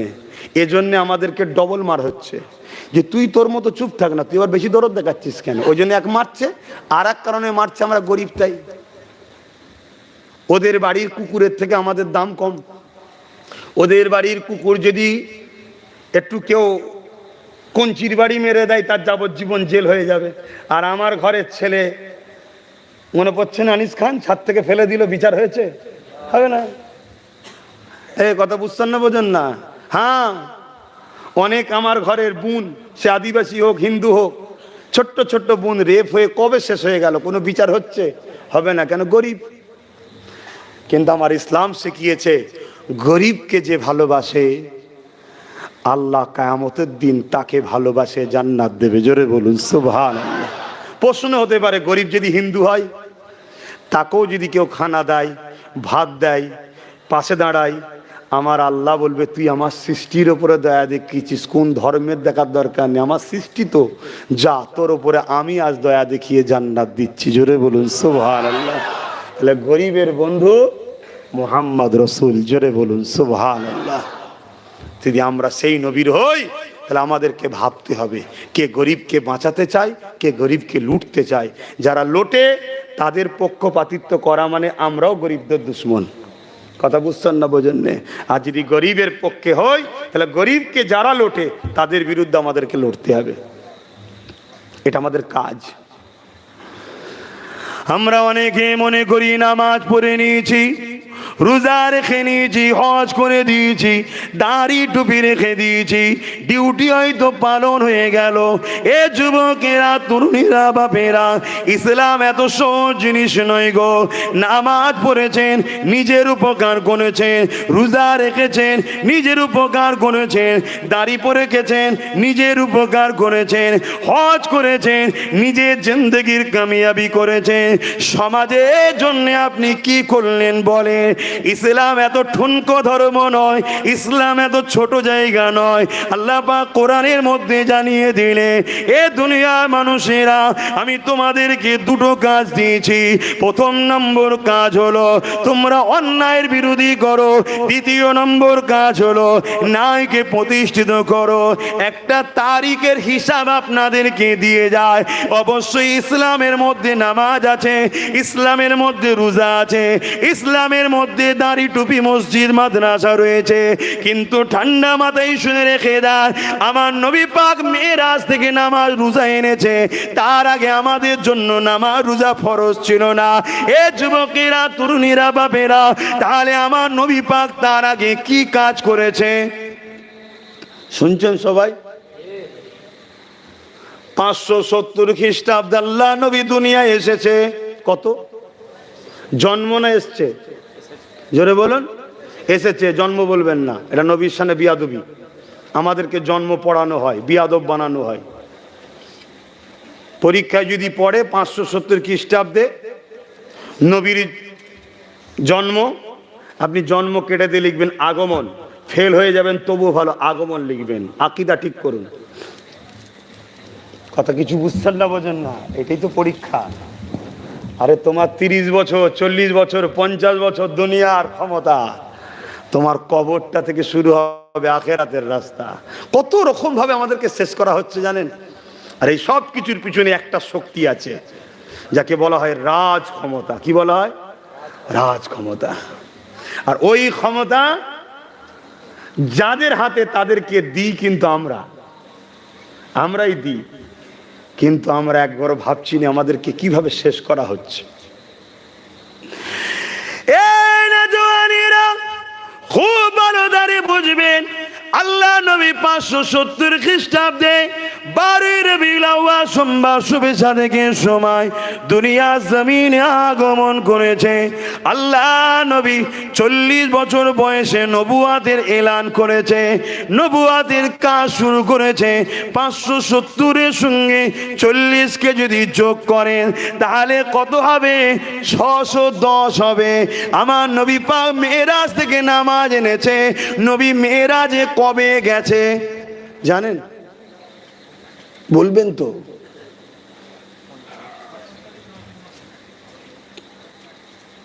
বলতে পারছেন না?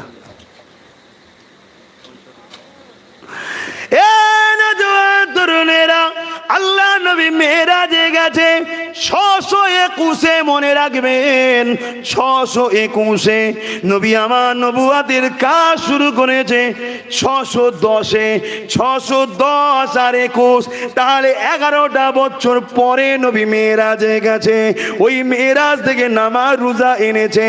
এই 11টা বছর আল্লাহ নবী কি করেছে এটা খোঁজ করুন, কেননা নবুয়াতের কাজ তো শুরু করে দিয়েছে। এই 11টা বছরে পৃথিবীর জমিনেতে সন্ত্রাসদের হাত থেকে মনুষ্য জাতিকে বাঁচাবার লড়াই করেছে, জালিমদের হাত থেকে মুসলিমদেরকে বাঁচাবার চেষ্টা করেছে, অত্যাচারী রাজা নেতাদের হাত থেকে প্রজাদেরকে বাঁচাবার জন্য লড়াই করেছে।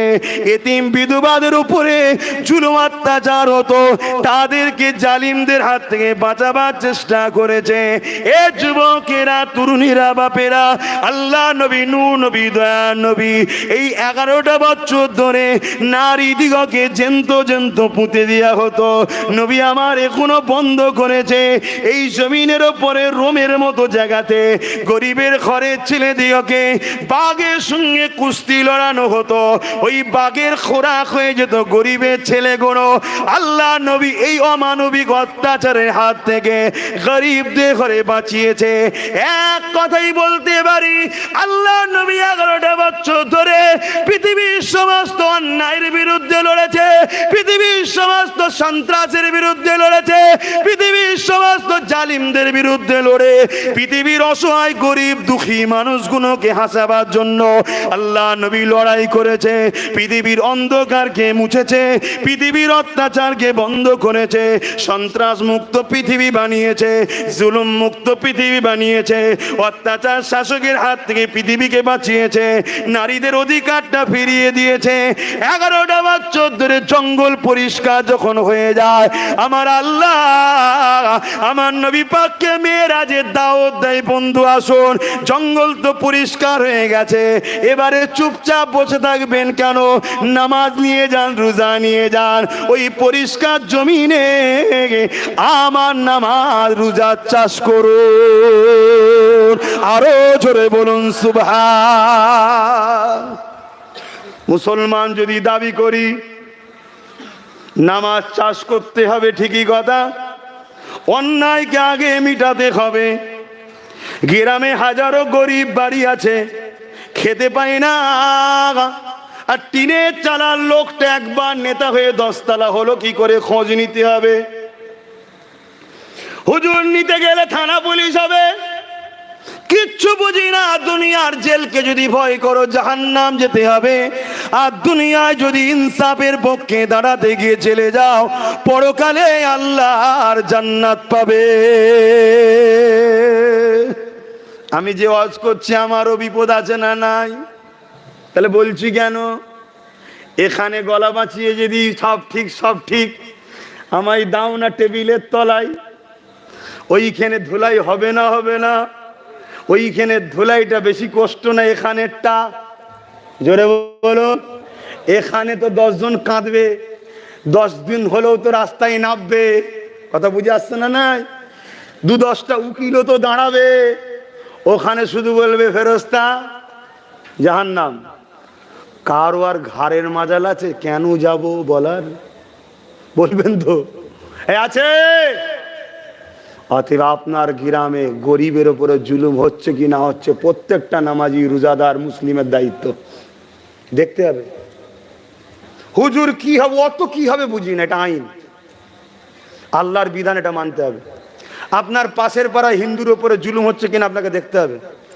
আপনার ছেলে যদি হিন্দুর উপরে যে জুলুম করে, আপনার ছেলের বিরুদ্ধে আপনাকে দাঁড়াতে হবে, মুসলিমের পাশে আপনাকে দাঁড়াতে হবে, ছেলের বিরুদ্ধে আপনাকে দাঁড়াতে হবে। ছেলে তো কি হয়েছে?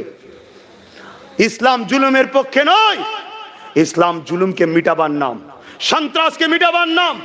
যদি বলেন এই যে চারিদিকে বোম পড়ছে দেখছি, দাড়ি টুপি মুসলমান দেখছি, আরে এগুলো মিডিয়ার বানানো, এগুলো মিডিয়া সাজানো। কেন? গত মাসে সাউথ আফ্রিকার সব থেকে বড় খ্রিস্টান ধর্মের ধর্মগুরু সেও ইসলাম কবুল করেছে। জোরে বলুন সুবহানাল্লাহ। যে আমেরিকার বুশ বলেছিল ইসলাম সন্ত্রাস, আমেরিকায় মুসলমান ঢুকতে দেব না, সেই বুশের কন্যা ইসলাম কবুল করে কোরআনের হাফেজা হয়েছে। জোরে বলুন সুবহানাল্লাহ।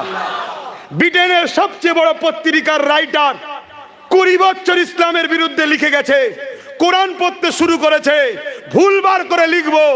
10 বছর রিসার্চের পরে একদিন সে জনসম্মুখে এসে মিডিয়ার সামনে বলতে লেগেছে, লা ইলাহা ইল্লাল্লাহ মুহাম্মাদুর রাসূলুল্লাহ। আরে 30 বছর বিরোধী করেছো, আজ তুমি প্রেমিক হয়েছে কেন? 30 বছর মূর্খ ছিলাম, আজ কোরআন আমাকে বুঝিয়েছে ইসলাম ছাড়া বিকল্প কিছু নাই। জোরে বলেন সুবহানাল্লাহ।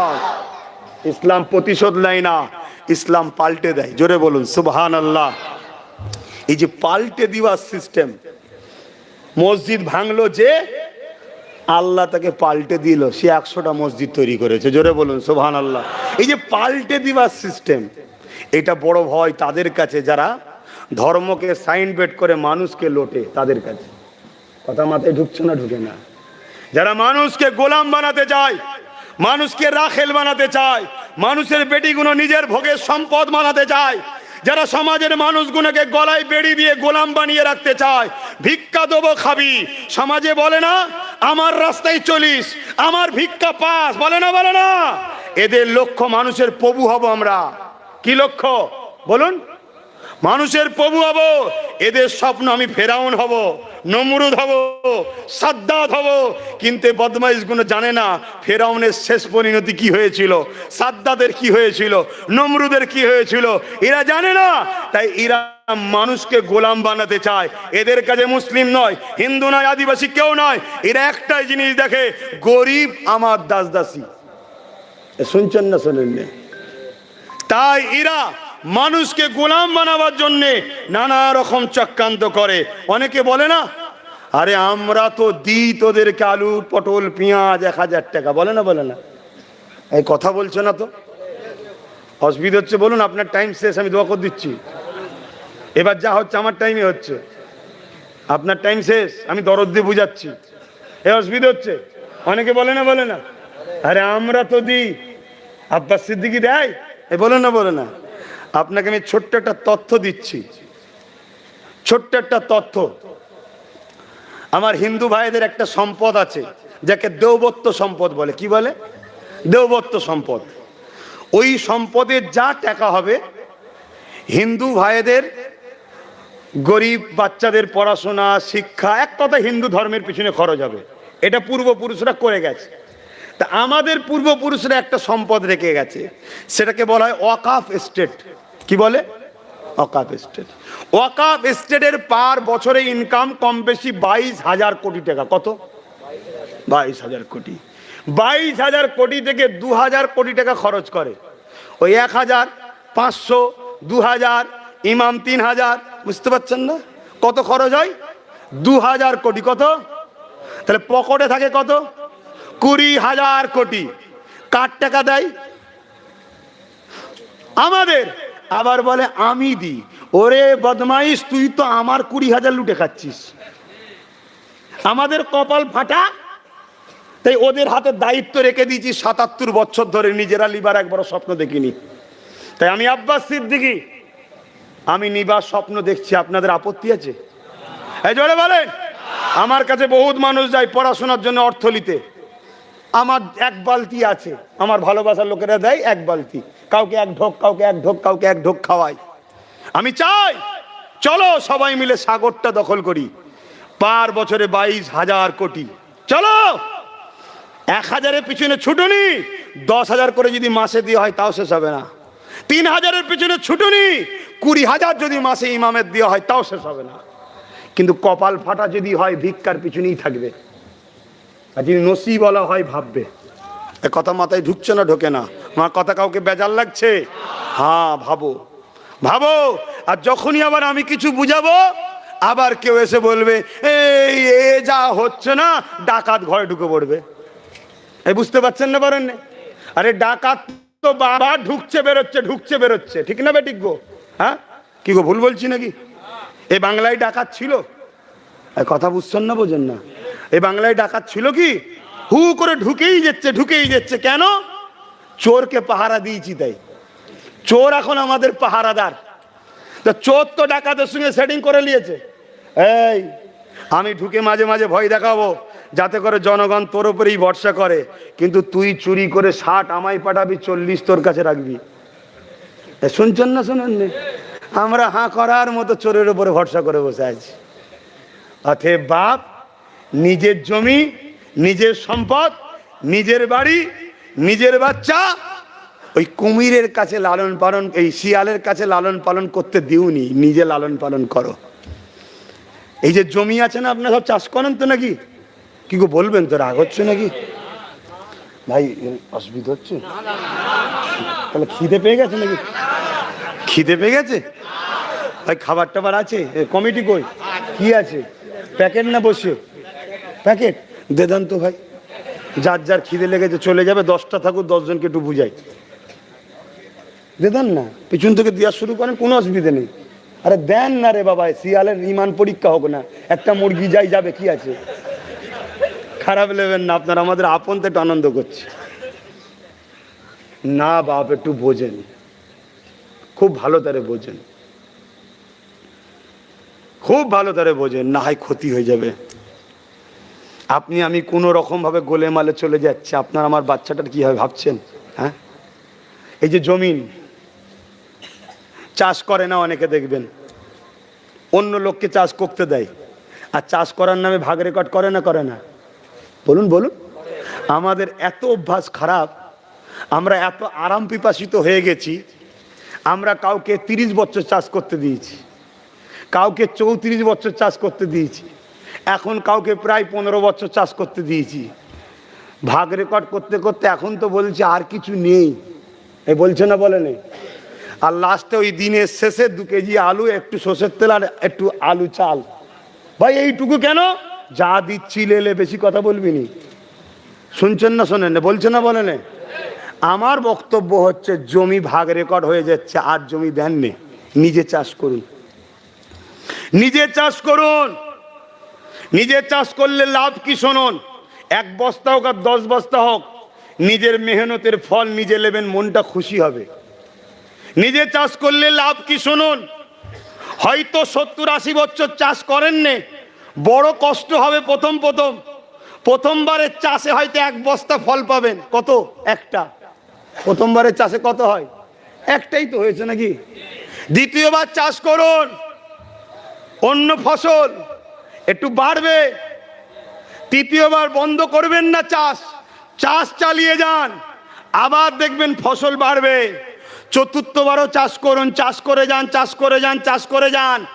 চাষ করা তো অভ্যাস নেই, একটু কষ্ট হচ্ছে, একদিন দেখবেন ওই জমিন চাষযোগ্য হবে। তুমি আমি যদি সোনার ফসল তুলতে নাও পারি, জমিন নিজে চাষ করে রেখে যাও, তোমার ছেলে দেখে দেখে শিখবে, জমিন চাষযোগ্য হবে। একদিন তোমার বাচ্চা সোনার ফসল তুলে নিয়ে আসবে, ঠিক না বেঠিক? জোরে বলো। আর তুমি যদি চাষ ছেড়ে দাও, ও জমিন দখল হয়ে যাচ্ছে, ভাগ রেকর্ড হয়ে যাবে, তোমার ছেলে খাবে কি? তোমার ছেলে পড়বে কি করে? তোমার ছেলে চাকরি পাবে কি করে যদি পয়সা না থাকে? তাই নিজের জমি নিজে চাষ করো। বুঝাতে পারছি তো নাকি? এবারে চাষ করতে গেলে তো বাপ পোকা টুকা লাগবে, লাগবে না? লাগবে না? তার জন্য তো পোকা মারা ওষুধ বেরিয়েছে, বেরিয়েছে না? বেরোয়নি? খুব কড়া পাওয়ারের পোকা মারা ওষুধ মেরে দেবেন, পোকা মরে যাবে। কিন্তু চাষ বন্ধ করেন নে, বারবার বলছি, চাষ বন্ধ করেন নে। লোক বলবে তুই চাষ করলে ও জমিতে পানি পাবে, একটাই কথা বলবেন, 77 বছর তো জমির ধারে এসিনি, তাহলে দুবার পাস করলো কি করো? এই কথা মাথায় ঢুকছে না? ঢোকে নে? এসব ধোকায় পড়বেন না, নিজের বাচ্চার ভবিষ্যতের কথা ভাবুন। নিজেদের ইজ্জতের সঙ্গে মাথা তুলে কি বাঁচবেন সেটা ভাবুন, ভেবে নিজের জমির চাষ নিজে করুন, নিজের জমির চাষ নিজে করুন। বলে গেলাম এতটুকু মনে রাখবেন, কেন আখরি জামানা, আখরি জামানা আমার রসুল বলেছেন প্রকাশ্য দুশ্মনের থেকে ছদ্মবেশী দুশ্মন ভয়ঙ্কর বেশি, প্রকাশ্য দুশ্মনের থেকে বন্ধুরূপী দুশ্মন ভয়ঙ্কর বেশি। আজ কেউ প্রকাশ্য আমাদেরকে তেড়িয়ে দেবো, মেরে ফেলবো হুমকি দিচ্ছে, কেউ আবার আমার নামাজ এসে বলছে গায়ের জোরে রুখে দেবো। আইনকে কখনো গায়ের জোরে রুকা যায়? তাহলে কোথায় না বাচ্চা আমাদের ঘরে? গায়ের জোরে যখন পাগলামি করতে যাবে, রাত্রিরে র্যাব ঢুকে পুরো গ্রামকে উজাড় করে দেবে, তখন কোনো কেউ আসবে না, তাতিয়ে দিয়ে নাবানো হচ্ছে, নেবে যা। কথা কিছু বুঝছেন? আবার কেউ কেউ মিষ্টি মিষ্টি কথা বলবে যে ঈদ রোজা আমি কখনো মিস করিনি। কেন বলছে এটা? কি বলার তোমার দরকার? আমরা কি বলেছি তুমি মিস করেছো? না, এটা যেই বলবে অপর দিকে আরেকজন বলবে হ্যাঁ উনি তো আমাদের বেলায় যখন উদ্বোধন হলো, বুঝতে পারছেন না, তখন তো যাবে না, উনি তো ঈদ বকরা ঈদেই যাবে, অতএব আমার 60%কে বলবো এদের থেকে সাবধান হন। তার মানে কি বুঝছেন না বিভাজন হচ্ছে না, হয়নি? অতএব বাপ, তোমার কাছে 10টা টাকা আছে, বারবার চাইছি, তোমার গুরুত্ব নেই না? একদিন তোমার 10 টাকাটা যখন ব্যান্ড হয়ে যাবে, তখন তুমি আমার কাছে গুঁজে গুঁজে দেবে যে ল্যান ল্যান, তখন তোমার টাকার ভ্যালু থাকবে না। সময় থাকতে থাকতে ভাবুন। ছোট্ট আর একটা কথা বলছি, অনেক সময় দেখবেন লোক ফিস্টি করতে যায় না মাঠের ধারে, তা 2-4 জন বন্ধু মাঠের ধারে ফিস্টি করতে গেছে, চুলো জ্বালিয়ে হাঁড়িতে পানি দিয়ে পানিটা গরম করছে, আর রাত জঙ্গলের দিকে বাগানে কি থাকে, ব্যাঙ, লাপাতে লাপাতে একটা ব্যাঙ এখন পানির হাঁড়িতে পড়েছে। ভাই যখন হাঁড়িটার পানি দেয় তখন পানিটা গরম থাকে না ঠান্ডা থাকে? ঠান্ডা থাকে। কেন? এই তো সবে বসিয়েছে, ব্যাঙ তো দেখছে ভালো জিনিস, পানি তো বেশ ঠান্ডা ঠান্ডা লাগছে, আবহাওয়াটা বেশ ভালো, কিছুক্ষণ পরে কি হবে, পানি গরম হচ্ছে। কিন্তু যে গরমটা হচ্ছে ও ভাবছে ও একটু একটু তো গরম হয়। শুনছেন না শোনেন না? এখানে ঝাড়ছে, ওখানে ঝাড়ছে, ওখানে ঝাড়ছে, আমরা কি ভাবছি ও একটু একটু হয়। মাথায় ঢুকবেন, বুদ্ধির জিনিসটাকে শুনবেন, মিলাবেন।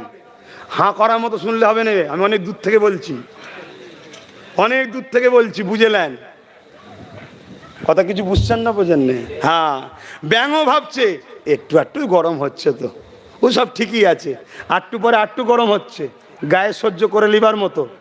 2 দিন পরে আরো চারিদিকে বাইরে ঝগড়া হতো, বাইরে স্লোগান দিয়ে পিটতো, আমারে ঘরেও ঢুকে গেছে, স্লোগান দিয়ে পিটছে না পেটে নে, জোরে বলেন।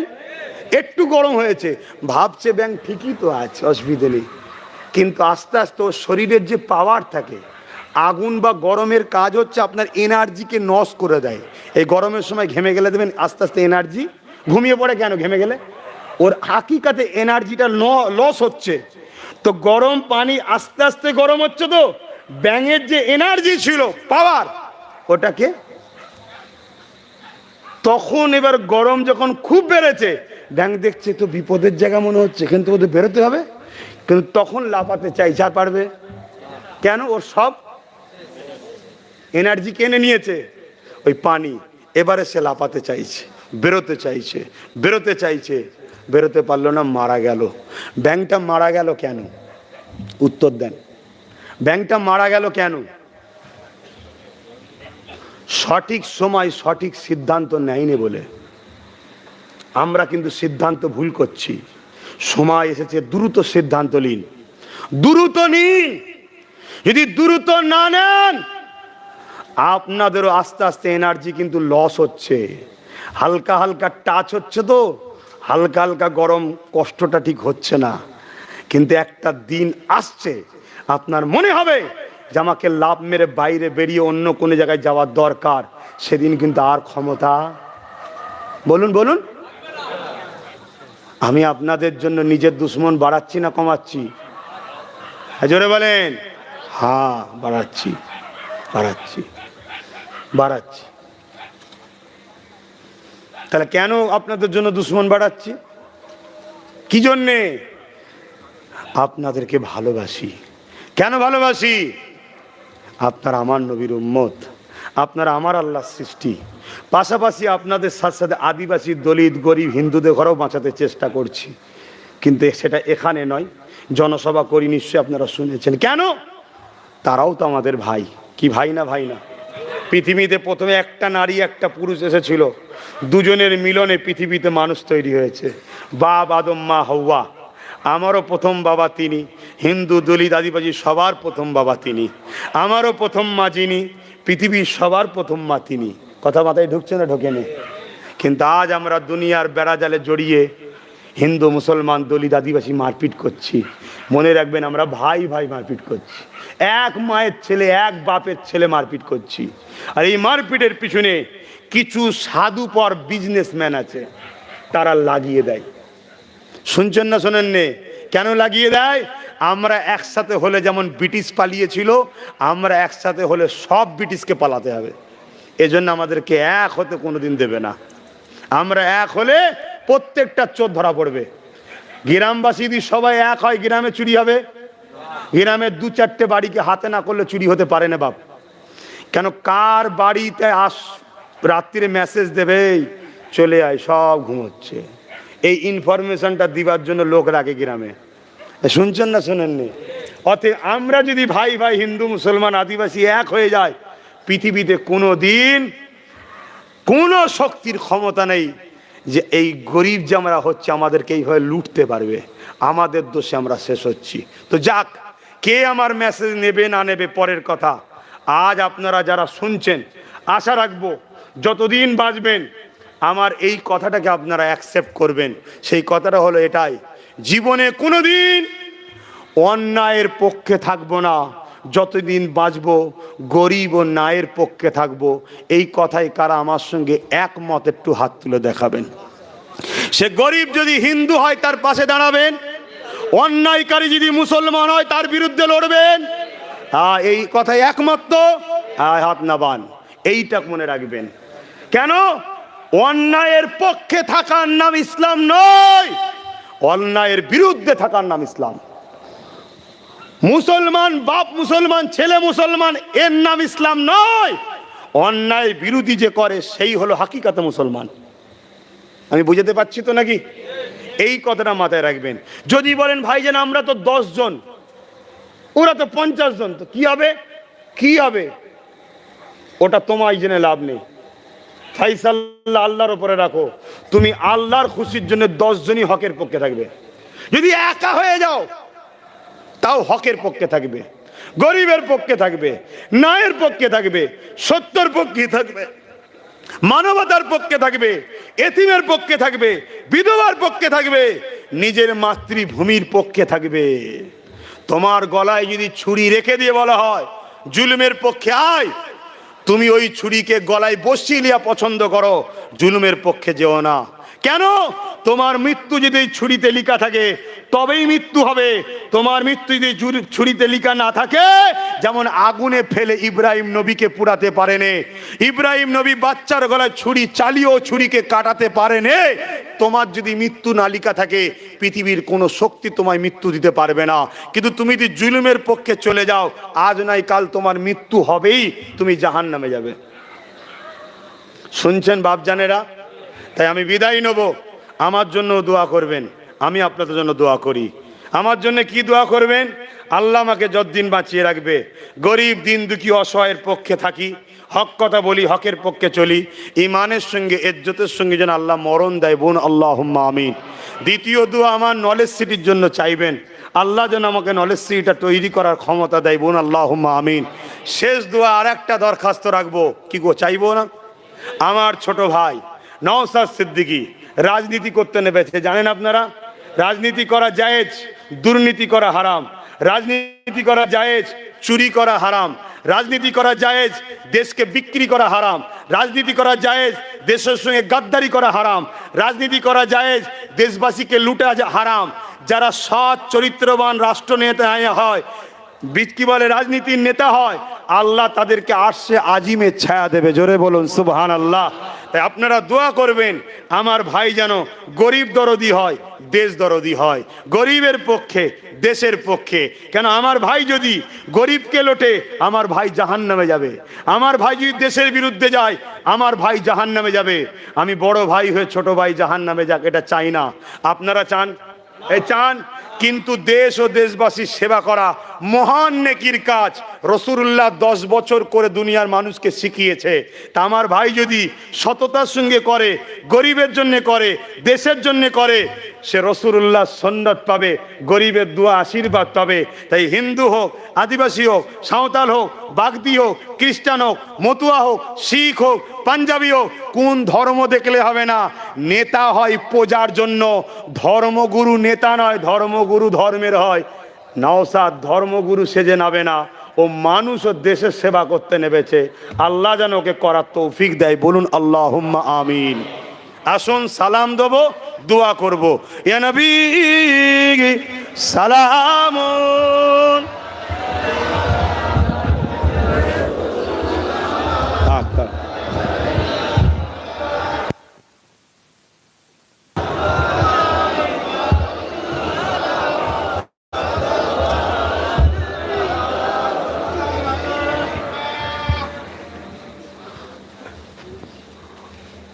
বসে সালাম দিলে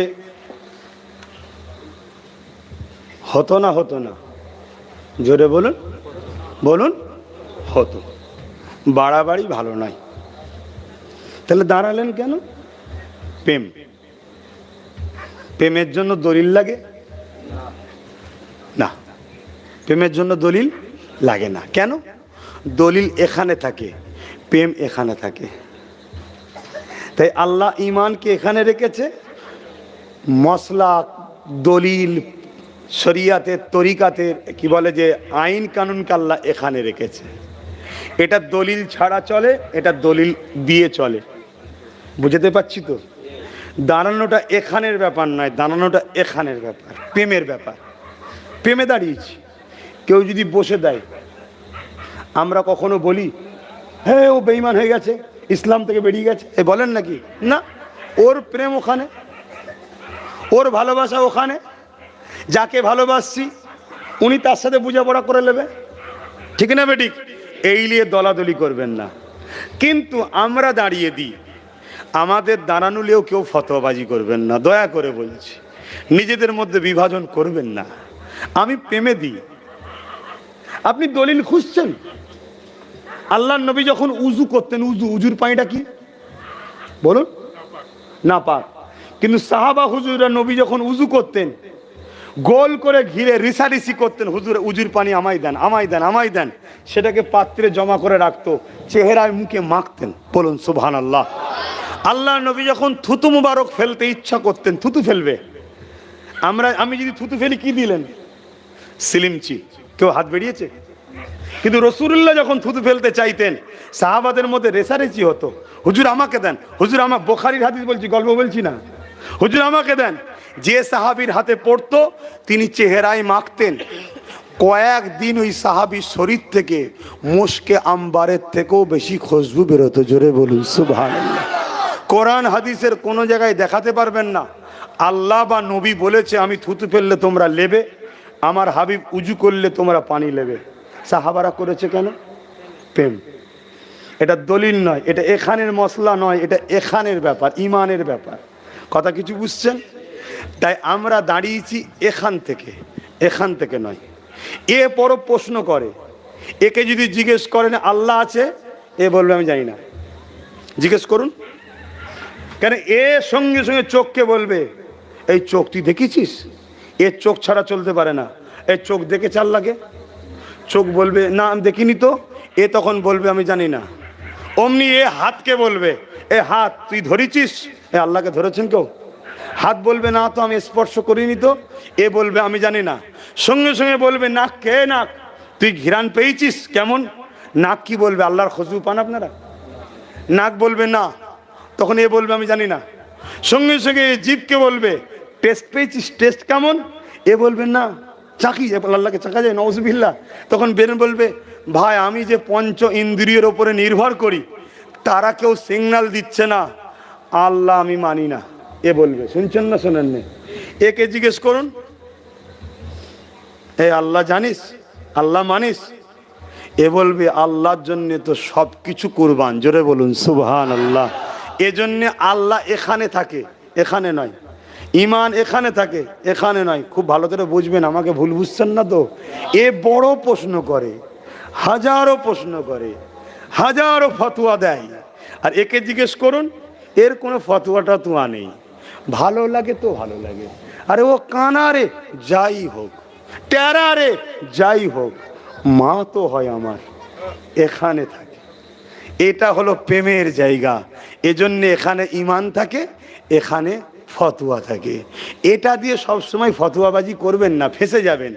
এটাকে একটু কাজে লাগান, এটা প্রেমের জায়গা। আল্লাহ ও রসুলের ক্ষেত্রে এখানটাকে একটু ইউজ করুন। তাই আমরা দাঁড়াই এখান থেকে, এখান থেকে নয়। তাই মশলা যারা ফতোয়া দেয়, ফতোয়া চলবে না, কেন এটা এখানের ব্যাপার, এখানের ব্যাপারই তো নয়। আসুন মোহাব্বতে সকলে সালাম দি। ইয়া নবী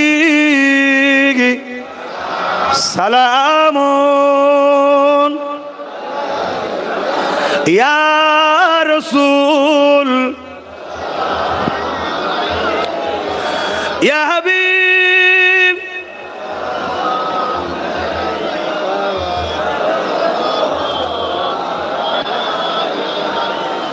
কঠিন আসো ওরের দিনে কি আছে মোদে এ কপালে, গুনাহগার উম্মাহ আতো আপনার লইবেন সঙ্গে এ মাশরে। নবী সালামুন, ইয়া রাসূল সালামুন,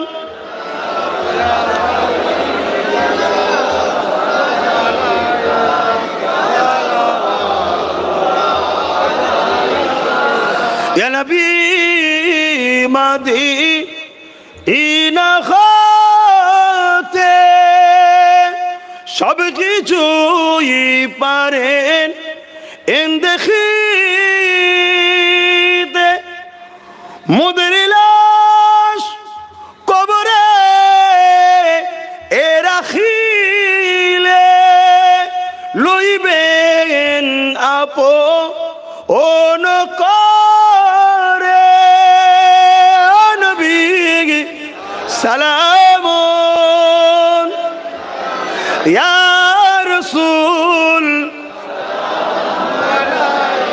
ইয়া হাবিব সালামুন, সালাওয়াতুল্লাহ।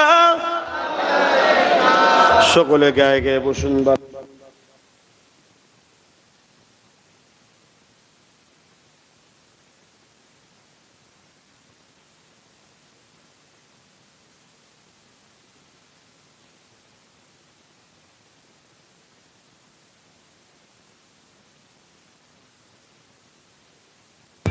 সকলে বিসমিল্লাহ শরীফের সঙ্গে 11 বার দরুদ শরীফ, 3 বার শরীফ, 10 বার শরীফ, ইখলাস শরীফ। আমার তো খেয়ালই নেই 11টা পর্যন্ত থাকার কথা, 11:45 বাজতে যাচ্ছে। তাড়াতাড়ি দেন, তাড়াতাড়ি দেন। আপনাদেরও অনেকটা কষ্ট দিয়ে ফেললাম, খিদাও পেয়েছে হয়তো। কি গো, মনে দুঃখ পেলেন নাকি? দিনের স্বার্থে কিছু কথা বললাম, দিনের স্বার্থে কিছু কথা বললাম। ব্যক্তিগত কারোর সঙ্গে আমার কোনো বন্ধুত্ব নাই, রাগও নাই। আপনি আপনার কাজ করছেন করুন, আমি আমার কাজ করছি করি। কিন্তু আপনি ক্ষমতার জোরে আমার মসজিদ মাদ্রাসা আমার দিনের উপরে আঘাত দেবেন, এটা মেনে নেওয়া যাবে না। তাই ছোট্ট করে একটা কথা বলে যায়, ইফতার পার্টির নামে ইসলামকে যারা অপমান করছে, এদের থেকে নিজেদেরকে দূরে রাখুন। শুনছেন না শোনেন না? কখনো কখনো দেখছি মহিলারা মাথায় টুপি দিয়ে চলে যাচ্ছে, কেউ হাত তুলে দোয়া চাইছে। কোনো সব ড্রামা, নাটক। ইসলামকে যারা নাটক ড্রামা বানায়, এদের থেকে মুখ ফিরিয়ে নেন, এদের থেকে দূরে সরে যান, নাই আল্লাহর আযাবের অপেক্ষা করুন। মনে রাখবেন, আপনি যদি বলেন যে এদের দিয়ে কাউকে আমরা রুখতে চাইছি, আরে পাগল, আরে বোকা, কখনো পাটকাঠি দিয়ে পাগলা কুকুরকে রুকা যায় না। পাগলা কুকুর রুখতে গেলে শক্তিশালী লাঠি লাগে। এক লাঠি দেখছেন না সব পাগলা ঠান্ডা করছে, ওরকম শক্তিশালী লাঠি তৈরি করুন, পাগলা ঠান্ডা হবে। কথা মাথায় ঢুকছে না? ঢোকে নে আয়। আর না হয় ওই দেখছেন না এক পাগল হাঁটু বার করে ইফতার পার্টিতে বসে আছে, ও পাগলা এটাও জানে না যে আমি কোন জায়গায় যাচ্ছি, হাঁটু বার করে। যদি এখন না রোকেন, আগামী দিন আমার ধর্মকে নিয়ে আরো ক্রিটিসাইজ হবে, আরো ব্যঙ্গ হবে। এই রোজার জন্য রসুল অনেক কুরবানি হয়েছে, অনেক কুরবানি দিয়েছে, নিজের পেয়ারা হোসাইনকে কুরবানি করেছে এই দিনের জন্য। আজকে সেই দিনকে যারা নাটক বানাচ্ছে, সে বড় হোক ছোট হোক, লাল হোক সবুজ হোক নীল হোক কালো হোক গেরুয়া হোক যাই হোক, সব ভাইয়ের সঙ্গে